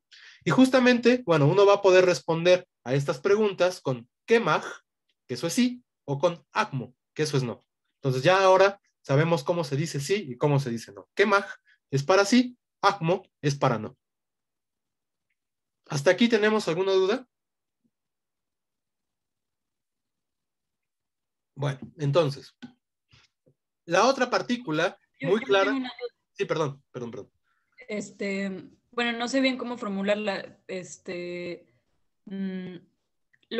O sea, como una frase interrogativa, siempre tiene que ser como con una partícula, así como el quish, o se puede nada más formular así como con la entonación. Eso es un rollo porque no conocemos la entonación de la época, ¿no? Entonces, no, o sea, sí, exactamente no puedo darte una respuesta, pero si nos vamos a los documentos, que es lo que sí te puedo decir, es, de repente hay contextos, digamos, el 90% de las preguntas en náhuatl van a tener una palabra que indica que es pregunta, que no necesariamente va a ser quish, ¿no? Ya que solicitemos información más específica, como quién hace la acción, pues va a aparecer otra partícula, ¿no? Pero nos va a indicar que está ahí interrogando algo. Hay algunos casos muy particulares en donde en el texto, pues no se ve la interrogación, o no se ve necesariamente que es un contexto interrogativo, pero quien escribió al final puso un signo de interrogación. Entonces, probablemente eso sea indicio de que efectivamente la entonación puede indicar interrogación y entonces, pues ya no necesariamente aparecen las partículas interrogativas y con el cambio de tono ya se sabía que se estaba preguntando cosas. Ahora, eso no lo sabemos, insisto, porque no son los casos más recurrentes, son muy poquitos. Pienso en el Códice Florentino. El que tengo más estudiado es el libro 12, que es el de la conquista de México, y les puedo decir que son de ser como 2 o 3 casos de estos que pregunta Sofía, ¿no? Pero pues están. Entonces seguramente sí funcionaba la entonación, y lo que yo sé es que las variantes contemporáneas, y al rato ahorita nos lo dirá Sofía respecto del náhuatl de Milpalta, basta con la entonación para poder formular la pregunta, tal cual en español, ¿no? En español sabemos que ascendemos el tono, es una pregunta, aunque no hayamos dicho una palabra que sea interrogativa. Entonces, pues eso, ¿no? En textos no va a ser tan común, puede aparecer, en náhuatl hablado es mucho más común por lo menos, ¿no? No sé, Sofía, si eso aclara las cosas. Sí, lo decía porque, pues justo que Sofía cuando estamos haciendo ejercicios así nos pregunta quema, pero no como que me dio la curiosidad de saber si así se decía o si, ajá, sí, no, sí quedó claro, gracias. Sí, solo que no es quema, no es quena, si no mal recuerdo. Pero ahorita lo dice Sofía, sí, es que ahí quema es sí y quena es cómo, ¿no? O alguna elaboración de cómo. Pero bueno, No, no me meto eso es en huasteco. en huasteco, sí. Y entonces en milpalta, ¿qué es, Sofía? Quema. ¿Quema? También para preguntar cómo. No, es ¿Quién? queman. Queman. Ok. Bueno, esas cosas que yo no sé porque no son náhuatl contemporáneos, pero bueno, sí, entonces sí es, perdón, Sofía, sí es quema. Queman. Pero bueno, ¿alguna otra duda hasta aquí?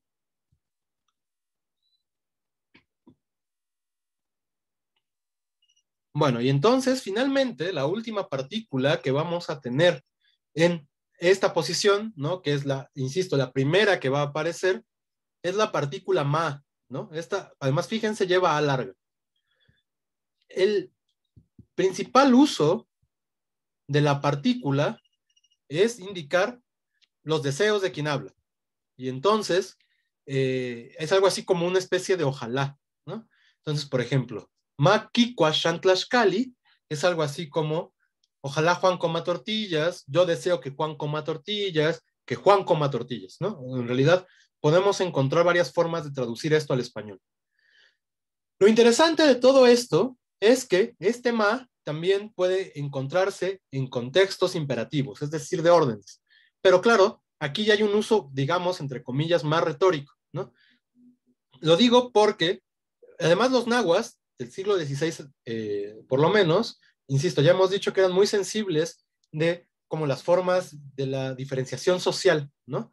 Y entonces uno tenía formas de hablarle a Tlactuani, formas de hablarle a su compa, ¿no? Formas de hablarle a una persona más parecida en términos jerárquicos, pero que era desconocida, etcétera, ¿no? Y justamente, pues las órdenes es algo con lo cual hay que ser muy precavido en esta situación de jerarquía social, porque pues si uno da una orden a la persona inadecuada, pues ya sí, ya la regó para siempre, ¿no? O sea, no era a quien darle la orden y puede terminar como mal, en la situación comunicativa por lo menos, ¿no?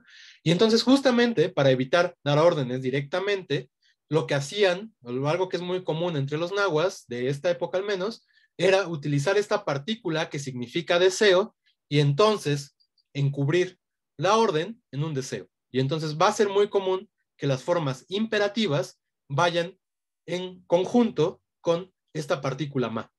No voy a entrar ahora a especificar exactamente cuál es la morfología de las formas imperativas, pero solo les voy a decir que el sujeto siempre es la segunda persona del singular o del plural, o sea, siempre uno le da órdenes a su interlocutor exclusivamente, y eso en náhuatl se indica ahí en donde van los sujetos que acabamos de ver con un she. Entonces, bueno, esto lo vamos a ver con más calma cuando veamos los imperativos, pero, bueno, sepan que cuando vean un she al principio del verbo es una orden, ¿no? Y entonces justo aquí está el que preguntaba Malinali, el vocativo nahua, y entonces tendríamos algo así como Xuané, Mashiquin Tlaxcali, ¿no? Y entonces es algo así como Juan, por favor, deseo que cómete la tortilla, una cosa así, y entonces en realidad lo podemos traducir como Juan, por favor, come la tortilla, ¿no? Es la forma como más fácil de traducir al español. Y entonces, bueno, las órdenes no siempre van a ir con este ma, pero es muy común, ¿no? Y entonces este ma es la indicación de los deseos, que es lo que llamábamos optativo, o es esta forma de atenuar la orden, ¿no? En los dos contextos, en realidad, significa deseos. Y entonces así lo vamos a intentar interpretar. Y bueno, rápido para acabar este documento, nos falta definir qué es lo otro que habíamos estado diciendo que llamábamos predicado, ¿no? Estos, digamos, son operadores donde nos posicionamos nosotros respecto del predicado, y el predicado en náhuatl pues va a estar constituido por un montón de cosas, ¿no? Puede ser, lo más común es que sea un verbo conjugado con su indicación de tiempo y sujeto, que es lo que acabamos de ver, ¿no? Entonces podemos tener un K y un verbo, y eso ya es nuestra oración. Pero no todos van a ser verbos. Podemos encontrar cosas que no son verbos y también son predicados. podemos encontrar sustantivos y entonces, por ejemplo, aquí Nitlacat, fíjense cómo tiene el mismo ni de sujeto, pero ahora pegado a un sustantivo. Y entonces, eso lo que está diciendo es yo soy lo que es el sustantivo. Y entonces Nitlacat, yo soy hombre, yo soy persona, yo soy gente, una cosa así, ¿no? Yo soy un humano. Y fíjense, en estos contextos va a ser muy común cuando tengamos sustantivos con ni que vaya acompañado de este K. Este K, insisto, es la aserción que dice yo estoy tomando postura respecto, en este caso, a lo que soy, y entonces va a aparecer casi siempre con K cuando tenemos verbos, sustantivos que son predicados. También podemos tener formas copulativas. El verbo estar es nuestra forma copulativa por excelencia, y generalmente estos van a aparecer cuando es el tiempo no presente, ¿no? Y entonces, Nikatka y Namik, algo así como yo fui su esposo. También podemos encontrar predicados locativos, y entonces vamos a tener palabras que significan lugar, y entonces es algo así como kaonkan, ¿no? Y eso significa es ahí. Este K otra vez es el K, perdón, en el que yo tomo postura. También vamos a encontrar finalmente cosas que son medio adverbios. Digo medio porque la categoría adverbio es difícil, ¿no? Y no sabemos exactamente cuál es el límite del adverbio en náhuatl todavía. Pero bueno, usemos adverbios en general y entonces podemos decir algo como calle Mostla. Y aquí Mostla es el predicado, eso es mañana, y entonces calle Mostla será algo así como ya es mañana. Y bueno, esto en realidad es lo que necesitamos saber, son como nuestros grandes bloques que vamos a pegar, así como en Lego, para ir construyendo oraciones y en realidad cláusulas en la lengua.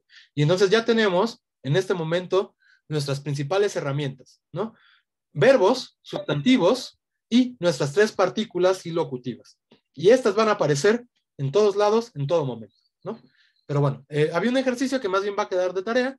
No sé si alguien tenga dudas y si no pasamos a ver los ejercicios que tenemos que hacer de la variante de Tlacotenco.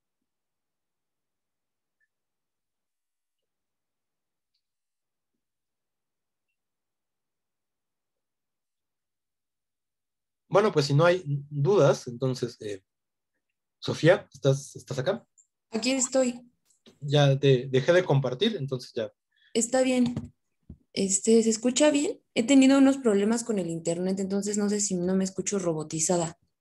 No, te escuchas bien, te escuchas bien. Ok.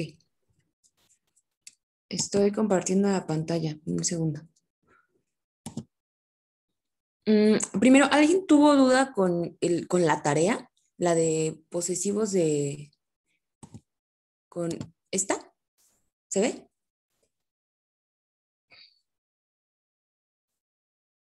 ¿Sí se ve? Hola. Sí, Sí, se ve sí, perfectamente. sí se ve. Ok, no pongo mi cámara para que no se vaya a trabar. ¿Alguien tuvo una duda? Pues sí, alguna inquietud o algo que no supieran hacer?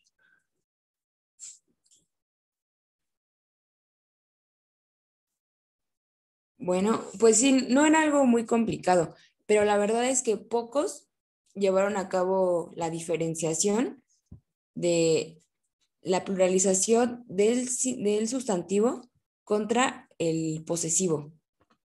Esto ahorita ya lo vimos con Temach Mauro. Son dos cosas distintas. Tanto tomar en cuenta el plural con el posesivo, es decir, el enunciante, el sujeto, como pluralizar el sustantivo. Aquí les puse que pusieran el posesivo de la tercera de plural, que es in.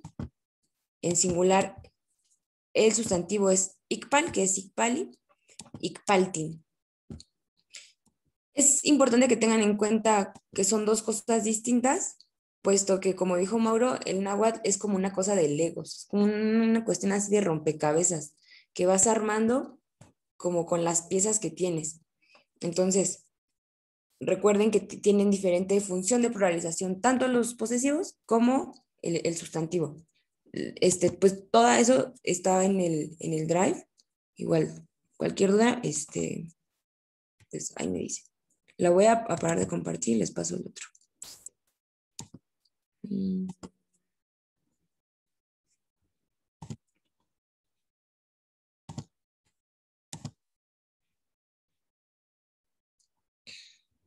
¿Se ve? Sí, sí se ve bien. Bueno, mi parte de hoy, la verdad, es algo muy sencillo, puesto que solo quiero hacer la diferenciación con la variante colonial contra la tlacotenca. Entonces, aquí empezamos. Tlactolchihualistli, igual me dicen si voy rápido o algo así.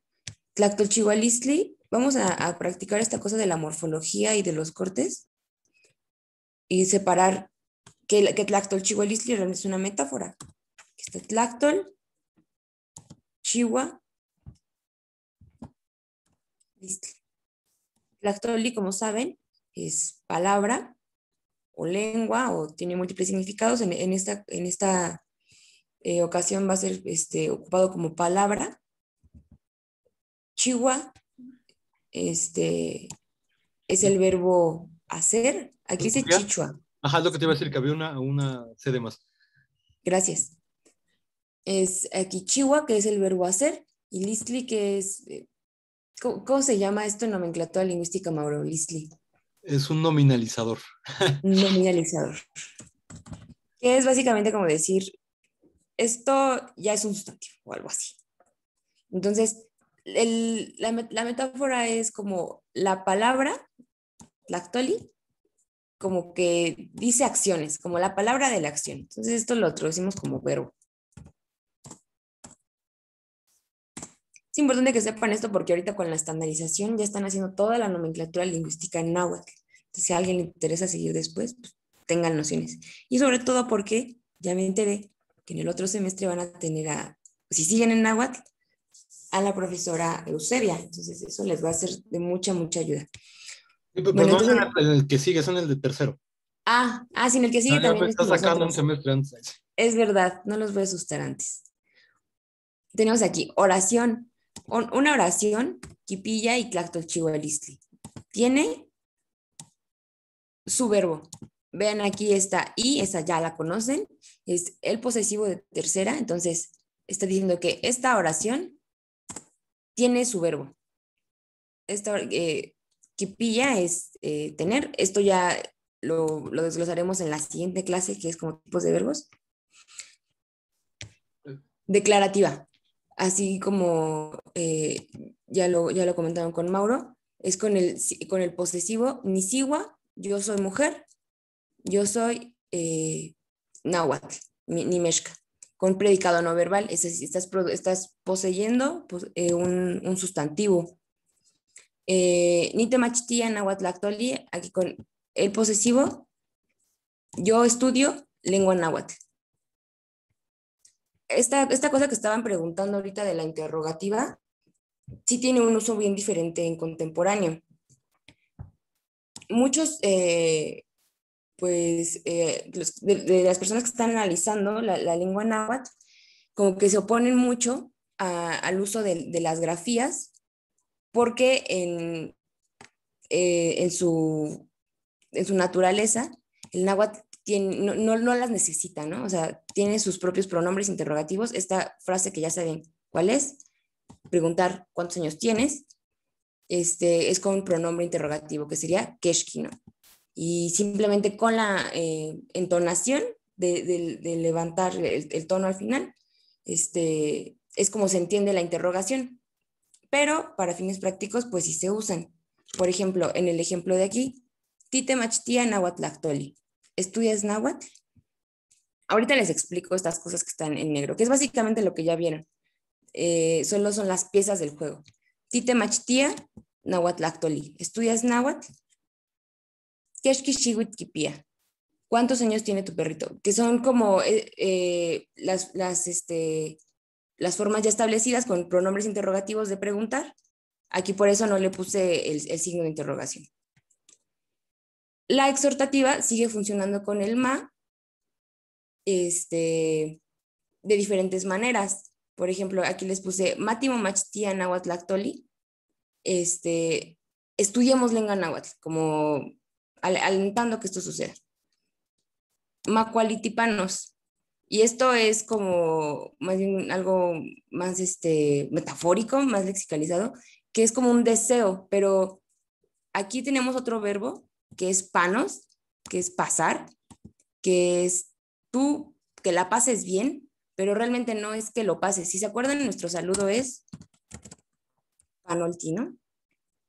Igual viene de este mismo verbo, que es como voy pasando. Entonces es como la metáfora. El pasar también se traduce como estar. Ser estar todavía no, es creo que la siguiente clase de verbos, porque como en todas las lenguas, en náhuatl, ser estar es irregular. Entonces tiene como sus propias características. Ya vieron con Mauro, que el ser estar tiene una partícula que se parece al K, que ya vieron. En contemporáneo eso no existe. Eso ya es como que se elide. Incluso en variante de milpa alta hay muchas veces en las que el verbo se elide. Es aquí en la aparición del verbo, sobre todo en ser estar, que van a haber muchas diferenciaciones entre las variantes. Por decir, entre colonial y contemporáneo del tlacotenco, esa es una de las fundamentales. Aunque se parecen un montón, esta onda de la partícula K solo es para verbo ser estar. No está como el K de que les acaba de decir Mauro, de esto un hecho que esto es así. Eso ya se eliminó con el tiempo, ya no es su uso. Ni el quish ya se ocupa. En las interrogativas hay pronombres que existen, como el que dijimos ahorita, como el de queman. Ahorita les voy a dar toda una lista para que los vayan conociendo y tengan vocabulario, pero el quish ya no existe. Simplemente con la entonación y si es necesario con pronombre interrogativo. En estas preguntas de sí, no, específicamente, pues simplemente es con las piezas del juego que ahorita les voy a enseñar, que son básicamente las mismas que en clásico. Sofía, ¿Hasta aquí ninguna duda? Dime. ¿El kosh no existe en Tlacotenco? No. Ni kosh como por un condicional. No, yo no lo he escuchado. Kosh, la Kosh. única ocasión en la que he escuchado kosh, como te decía el otro día, es en Guerrero. Cuando kosh es negación en una variante de Guerrero. Está muy raro, pero es así. Voy a prender el video a ver si no se traba, porque siento que le estoy hablando a la nada. En la Malinche, kosh es un condicional. Y kosh. Ese uso sí lo puedes encontrar desde el clásico. Es muy raro, pero existe. Pero bueno. ¿Estás estudiando de Malinche con José Abraham? ¿Él sí. te está dando Malinche? Sí, justo con él. Oh, bueno, ahí luego me enseñas esa. Hasta ahorita no tiene ninguna duda. La verdad es que como estos contemporáneos se parece más a las formas de uso del español. Bueno, y la imperativa, que realmente es muy fácil, que la van a reconocer por shi, xitlacua, chiquita, shimota, shimistoti, órdenes. Y aquí es shimomachtia nahuatlactoli, estudia lengua náhuatl como en orden, ¿no? Ay, ¿qué pedo? Ya. Nosotros sí te seguimos viendo, ¿eh? Sí, es que como que se trabó bueno, no importa, qué bueno que me siguen viendo. Aquí otro ejemplo, intenté ponerles como frases que realmente se ocupan y aquí, chiquita nomás, aquí está shi, esta Q no la vamos a mencionar ahorita para que no se confundan, tiene que ver con el tema de tipos de verbos, y aquí está el verbo ita, que es ver. Entonces, vean, chiquita nomás, cómo están los cortes bien claros. Bueno, aquí no lo hagan, no lo tomen en cuenta. Entonces, a mí me sirvió a la hora de aprender verlo como piezas, así como tal cual, como les dijo Mauro, como legos, que van poniendo y superponiendo y pueden cambiar el prefijo, pueden cambiar el sufijo, así pueden estar haciendo diferentes combinaciones. Una vez que ustedes tengan léxico básico y conozcan las reglas básicas de armar frases, están del otro lado. La verdad es que no es tan difícil una vez ya teniendo bastante acervo de palabras.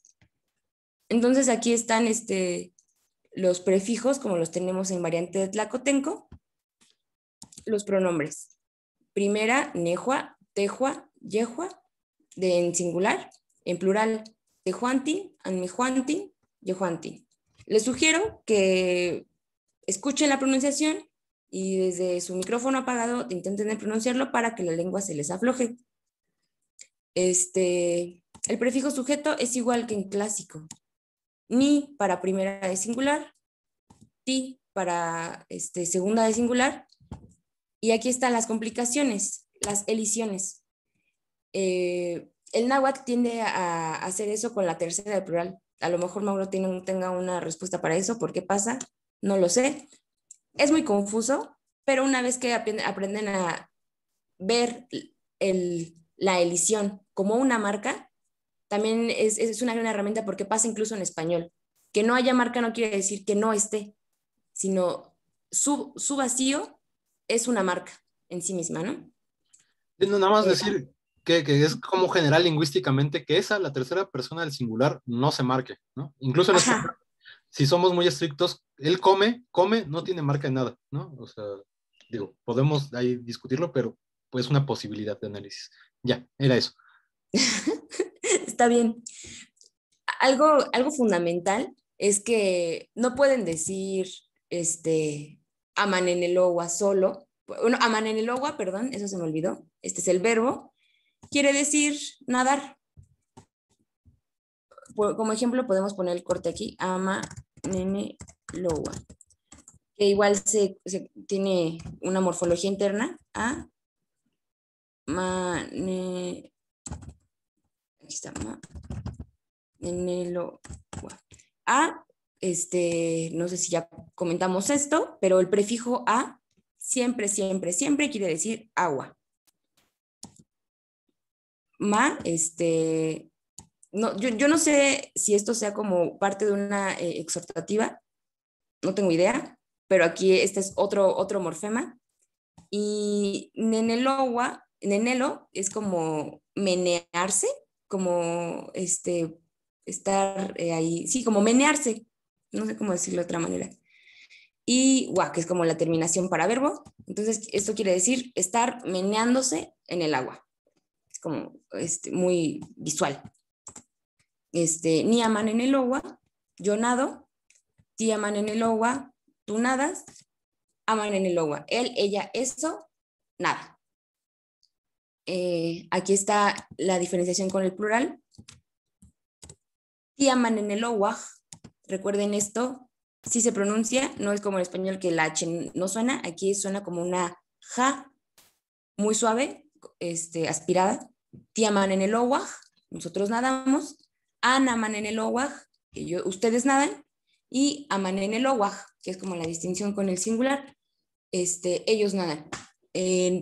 Justo como les comentaba, en náhuatl no podemos enunciar solo aman en el owaj, como en español, si yo digo nado, con la propia terminación de aquí la morfología del español, aquí nos está diciendo es primera de singular. En náhuatl, como no funciona así, simplemente se designa poniendo el prefijo sujeto. Tengan muy en cuenta lo que son prefijos sujetos y lo que son pronombres posesivos. Pronombres posesivos son únicamente para sustantivos y los prefijos sujetos únicamente para verbos.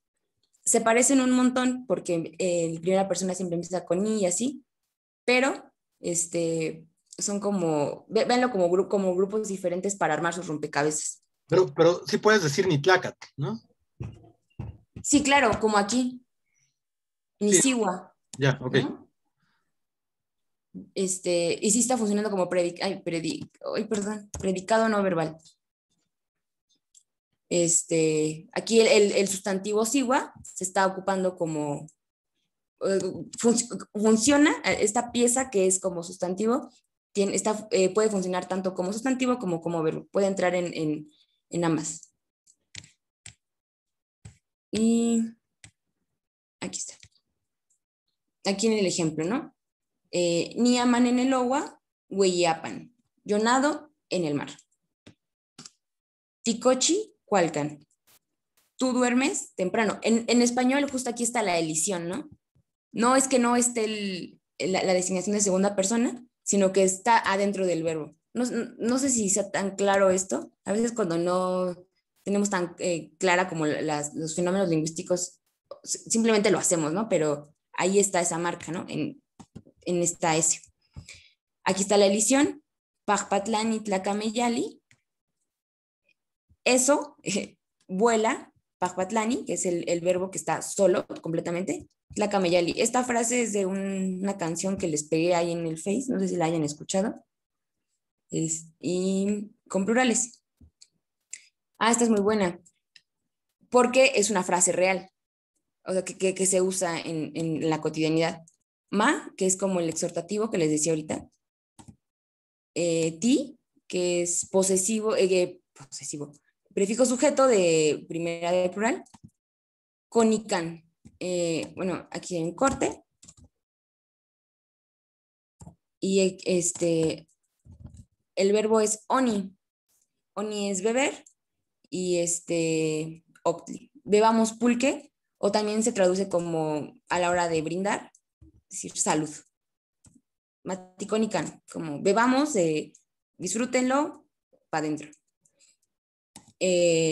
Anwala, ojpan, en segunda de plural.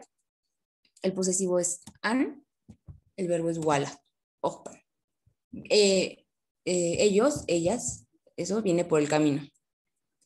Y la tercera de plural, que es marca de elisión. Nonotzaj, bueno, esta sí es marca de posesivo, de prefijo sujeto, perdón. Y, aquí también me faltó. Nonotzaj, ishkishka, zumpan. Ellos, ellas, esos charlan por Zoom. Veamos que la marca en caso de plural aparece tanto al principio como al final, pero el que aparezca al final no quiere decir que no es parte de prefijo sujeto. Simplemente actúa en las dos partes del verbo. Esto, como ya lo mencionó Mauro, es una característica morfológica del náhuatl. Cuando veamos tiempos verbales, vamos a ver también cómo actúan como prefijos y a la vez como sufijos. ¿Cómo se llama eso, Mauro? Que actúe como las dos. Sí, pues justo son morfemas discontinuos, se les llama. Morfemas discontinuos. Hay un nombre para todo en lingüística. Y pues ya, o sea, realmente no es algo muy diferente al clásico.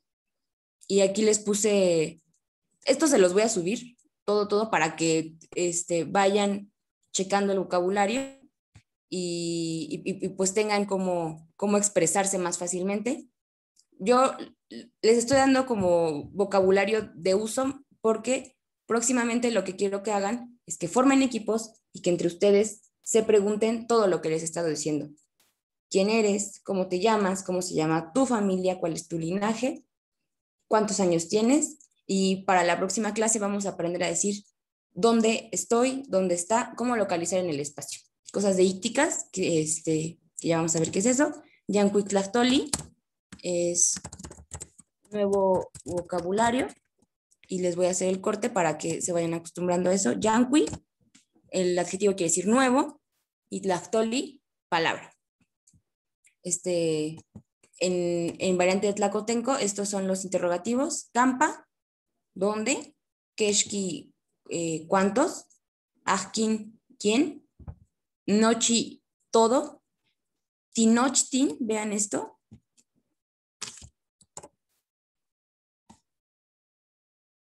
Como con la marca de posesivo, que dice Tinochtin, es de primera de plural. Entonces, así como Nochi, todos, más marca de primera de plural. Todos, todo, nosotros, por así decirlo. No mames. Ya se te trabó. Bueno, escuchamos la sorpresa de Sofía, güey, que se le había trabado la computadora. Pero bueno, creo que en realidad ya nada más faltaba terminar de ver el léxico. Veamos si regresa. Pero igual les pregunto si hay alguna duda y también de Tlacotenco. O con lo que vimos nosotros, ¿no? Recuerden, justo lo importante es recordar cuáles son las marcas de sujeto, que son exactamente las mismas o muy parecidas entre las del clásico o colonial y esta otra variante contemporánea de acá de Milpalta, y funcionan exactamente igual, ¿no? Es decir, vamos a tener que va a aparecer un prefijo que va a indicar la persona y el número. Entonces tenemos ni para primera persona de singular, ti para segunda, y este cero, ¿no? Que indica tercera persona. Luego, en plural, vamos a tener ti más la glotal para hablar de nosotros, an o am más la glotal para hablar de ustedes, y otra vez cero y la glotal, recuerden que la glotal la ponemos con un saltillito para hablar de ellos, ¿no? Y entonces es importante recordar eso, y es importante recordar también que vamos a poder encontrar alguna de estas partículas que ya vieron que además en náhuatl de Tlacotenco no se utilizan todas, es verdad. Lo que decía Sofía es algo que es muy claro en todas las variantes de náhuatl contemporáneo. Este K del que les hablaba al principio, pues fue desapareciendo, ¿no? Como que en realidad en la historia de las lenguas náhuatl no la hemos escrito todavía, aunque es algo que hay que hacer en algún momento. Decía, no la hemos escrito, pero podemos observar, trazar ciertos caminos de ciertas palabras, como el quish, que se termina significando en algunas variedades, por lo menos como algo como condicional, ¿no? Otras, como el ma, ese es muy regular y termina siendo algo que es optativo, aunque la otra vez también, no sé, estaba en un seminario y estaba exponiendo Lucero Flores, que es una lingüista además nahuablante de una variante de Tlaxcala, y justo nos enseñaba ejemplos donde este ma significa como lo mismo que en español, ¿no? Entonces, digamos, también tienen esos cambios, pero podemos trazarlos, insisto, y otros pues simplemente van a desaparecer, ¿no? Y entonces déjenles proyecto el ejercicio que teníamos que hacer, nada más que ya no sé dónde quedó. Digo, lo vamos a hacer ahora de tarea, nada más es para que lo revisemos, ¿no? Entonces, a ver, espérenme tantito. Verbo. Ejercicio, aquí está. No, entonces va a quedar este ejercicio y otra cosa que era tarea de tarea, ¿no? Y entonces, básicamente lo que hay que hacer es traducir y glosar, ¿no? Entonces, la glosa, fíjense cómo le estamos haciendo acá. Por ejemplo, Niqua y Nacat. Y aquí faltó el absolutivo. Y entonces, vamos a tener nuestra oración hasta arriba. Ya regresó Sofía, pero bueno, nada más les termino de exponer esto. Y luego lo que vamos a glosar es justo lo que estaba haciendo Sofía ahora, ¿no? Vamos a intentar que todos los cortes que vemos, toda la morfología que reconocemos, esté presente ahí y sea clara, ¿no? Entonces, por ejemplo, ni lo vamos a glosar como uno sujeto, ¿no? Y esto siempre va a ir en mayúsculas porque es información gramatical. Y entonces, si tenemos un ti es dos sujeto, si tenemos un cero es tres sujeto, ¿no? Y etcétera, etcétera. Si aquí hubiera una glotal, por ejemplo, pensemos en ticuaj, lo que haríamos sería hacer este corte también, ¿no? Ahí. No me deja poner, ahí está. Y entonces, aquí pondríamos uno sujeto, comer, plural. Y esto, insisto, va en mayúsculas, ¿no? Porque es información gramatical. Bueno, luego este in lo podemos poner artículo, porque en general va a ser un artículo, y para decir que es un artículo, ponemos art, y luego, por ejemplo, nacat. Nacat es carne, ¿no? Entonces, reconocemos el tl absolutivo, que podemos segmentar y ponerle abs o abs, que es absolutivo, y el significado de esto, que es carne, ¿no? Entonces, carne, absolutivo. Y entonces ya con eso podemos traducir, en este caso nosotros comemos carne. Y entonces este es el ejercicio que hay que hacer, ¿no? ¿Con qué? Con las oraciones que están acá. Ewaj insiwaj, miki meshikaj, tiyolij y cani mexicat. Que esto de hecho lo dijo hace rato Sofía, pero en Tlacotenco, ¿no? Ni mexcat. Bueno, entonces justamente lo que vamos a hacer es con estas 4 oraciones, y hay otra serie de oraciones que están en tarea y que se van a publicar ahora que acabe la clase ahí en el Classroom, ¿no? No sé si con esto hay alguna duda. Si no, Sofía, ¿quieres terminar lo que estabas exponiendo? Sí, Bertán, perdón. Mauro, ¿nos podrías explicar, o no sé si lo has explicado en un video anterior, cómo llevar ahí el teclado en Word para que pudiéramos justamente segmentar? Es decir, que vi cuando se proyectaba, se veía ahí justamente los apóstrofes, lo que son las vocales alargadas, todo eso. ¿Hay una manipulación que hacer en Word? La verdad no sé, lo que pasa es que yo uso Mac, entonces como que nada más le aprietas el botón y sale. Entonces, pero o sea, lo que sí sé que puedes hacer es tener esos símbolos como símbolos recurrentes. La glotal está en el teclado, en realidad, el saltillo está en el teclado. Lo único que faltan son la duración vocálica. Y bueno, ya me quemé ya hice un comercial, disculpen. No, pero sería bueno si alguien que tenga ahí Word en Windows y que sepa la manipulación que hace, si la podía compartir, porque a mí me interesaría poder hacer eso. Lo que pueden bajar, lo que sí pueden bajar es instalar fuentes de, por ejemplo, del alfabeto fonético internacional, y eso pues se utiliza con el teclado, ¿no? Pero la verdad es que es muy poquitos símbolos en esto como para instalar todo el teclado y luego como hacer una locura porque se descontrola todo, ¿no? Entonces yo les recomendaría más bien que busquen los de duración vocálica, que están ahí porque pues, se utilizan para latín, se utilizan para otras lenguas, y entonces pues los tengan a la mano siempre. Creo que se pueden poner en el teclado, pero ahí sí ya no sé muy bien, ¿no? Pero bueno, entonces, bueno, ¿alguna duda? Sofía, ¿tú quieres terminar?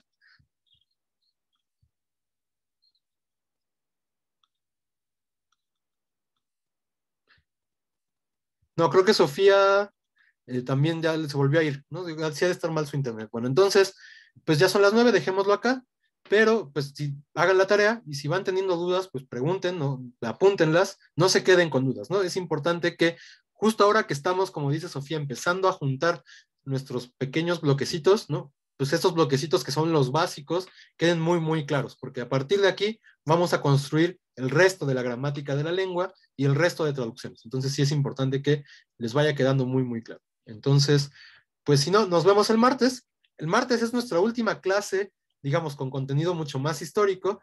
Vamos a hacer un pequeño repaso, en realidad ya no vamos a dedicarle tanto tiempo a las gramáticas, ¿no? de la lengua que se hicieron en la época colonial y un poco también a repasar qué significa en términos pues, sociales, ¿no? Que se hayan hecho estas gramáticas, ¿no? Vamos a utilizar una categoría que se llama reducción, que utiliza un etnohistoriador para el maya. Entonces, bueno, vamos a hablar de eso y vamos a seguir haciendo estos repasos de tarea, ¿no? Entonces, como ahora sí vamos a revisar la tarea el martes, esta tarea es para el martes.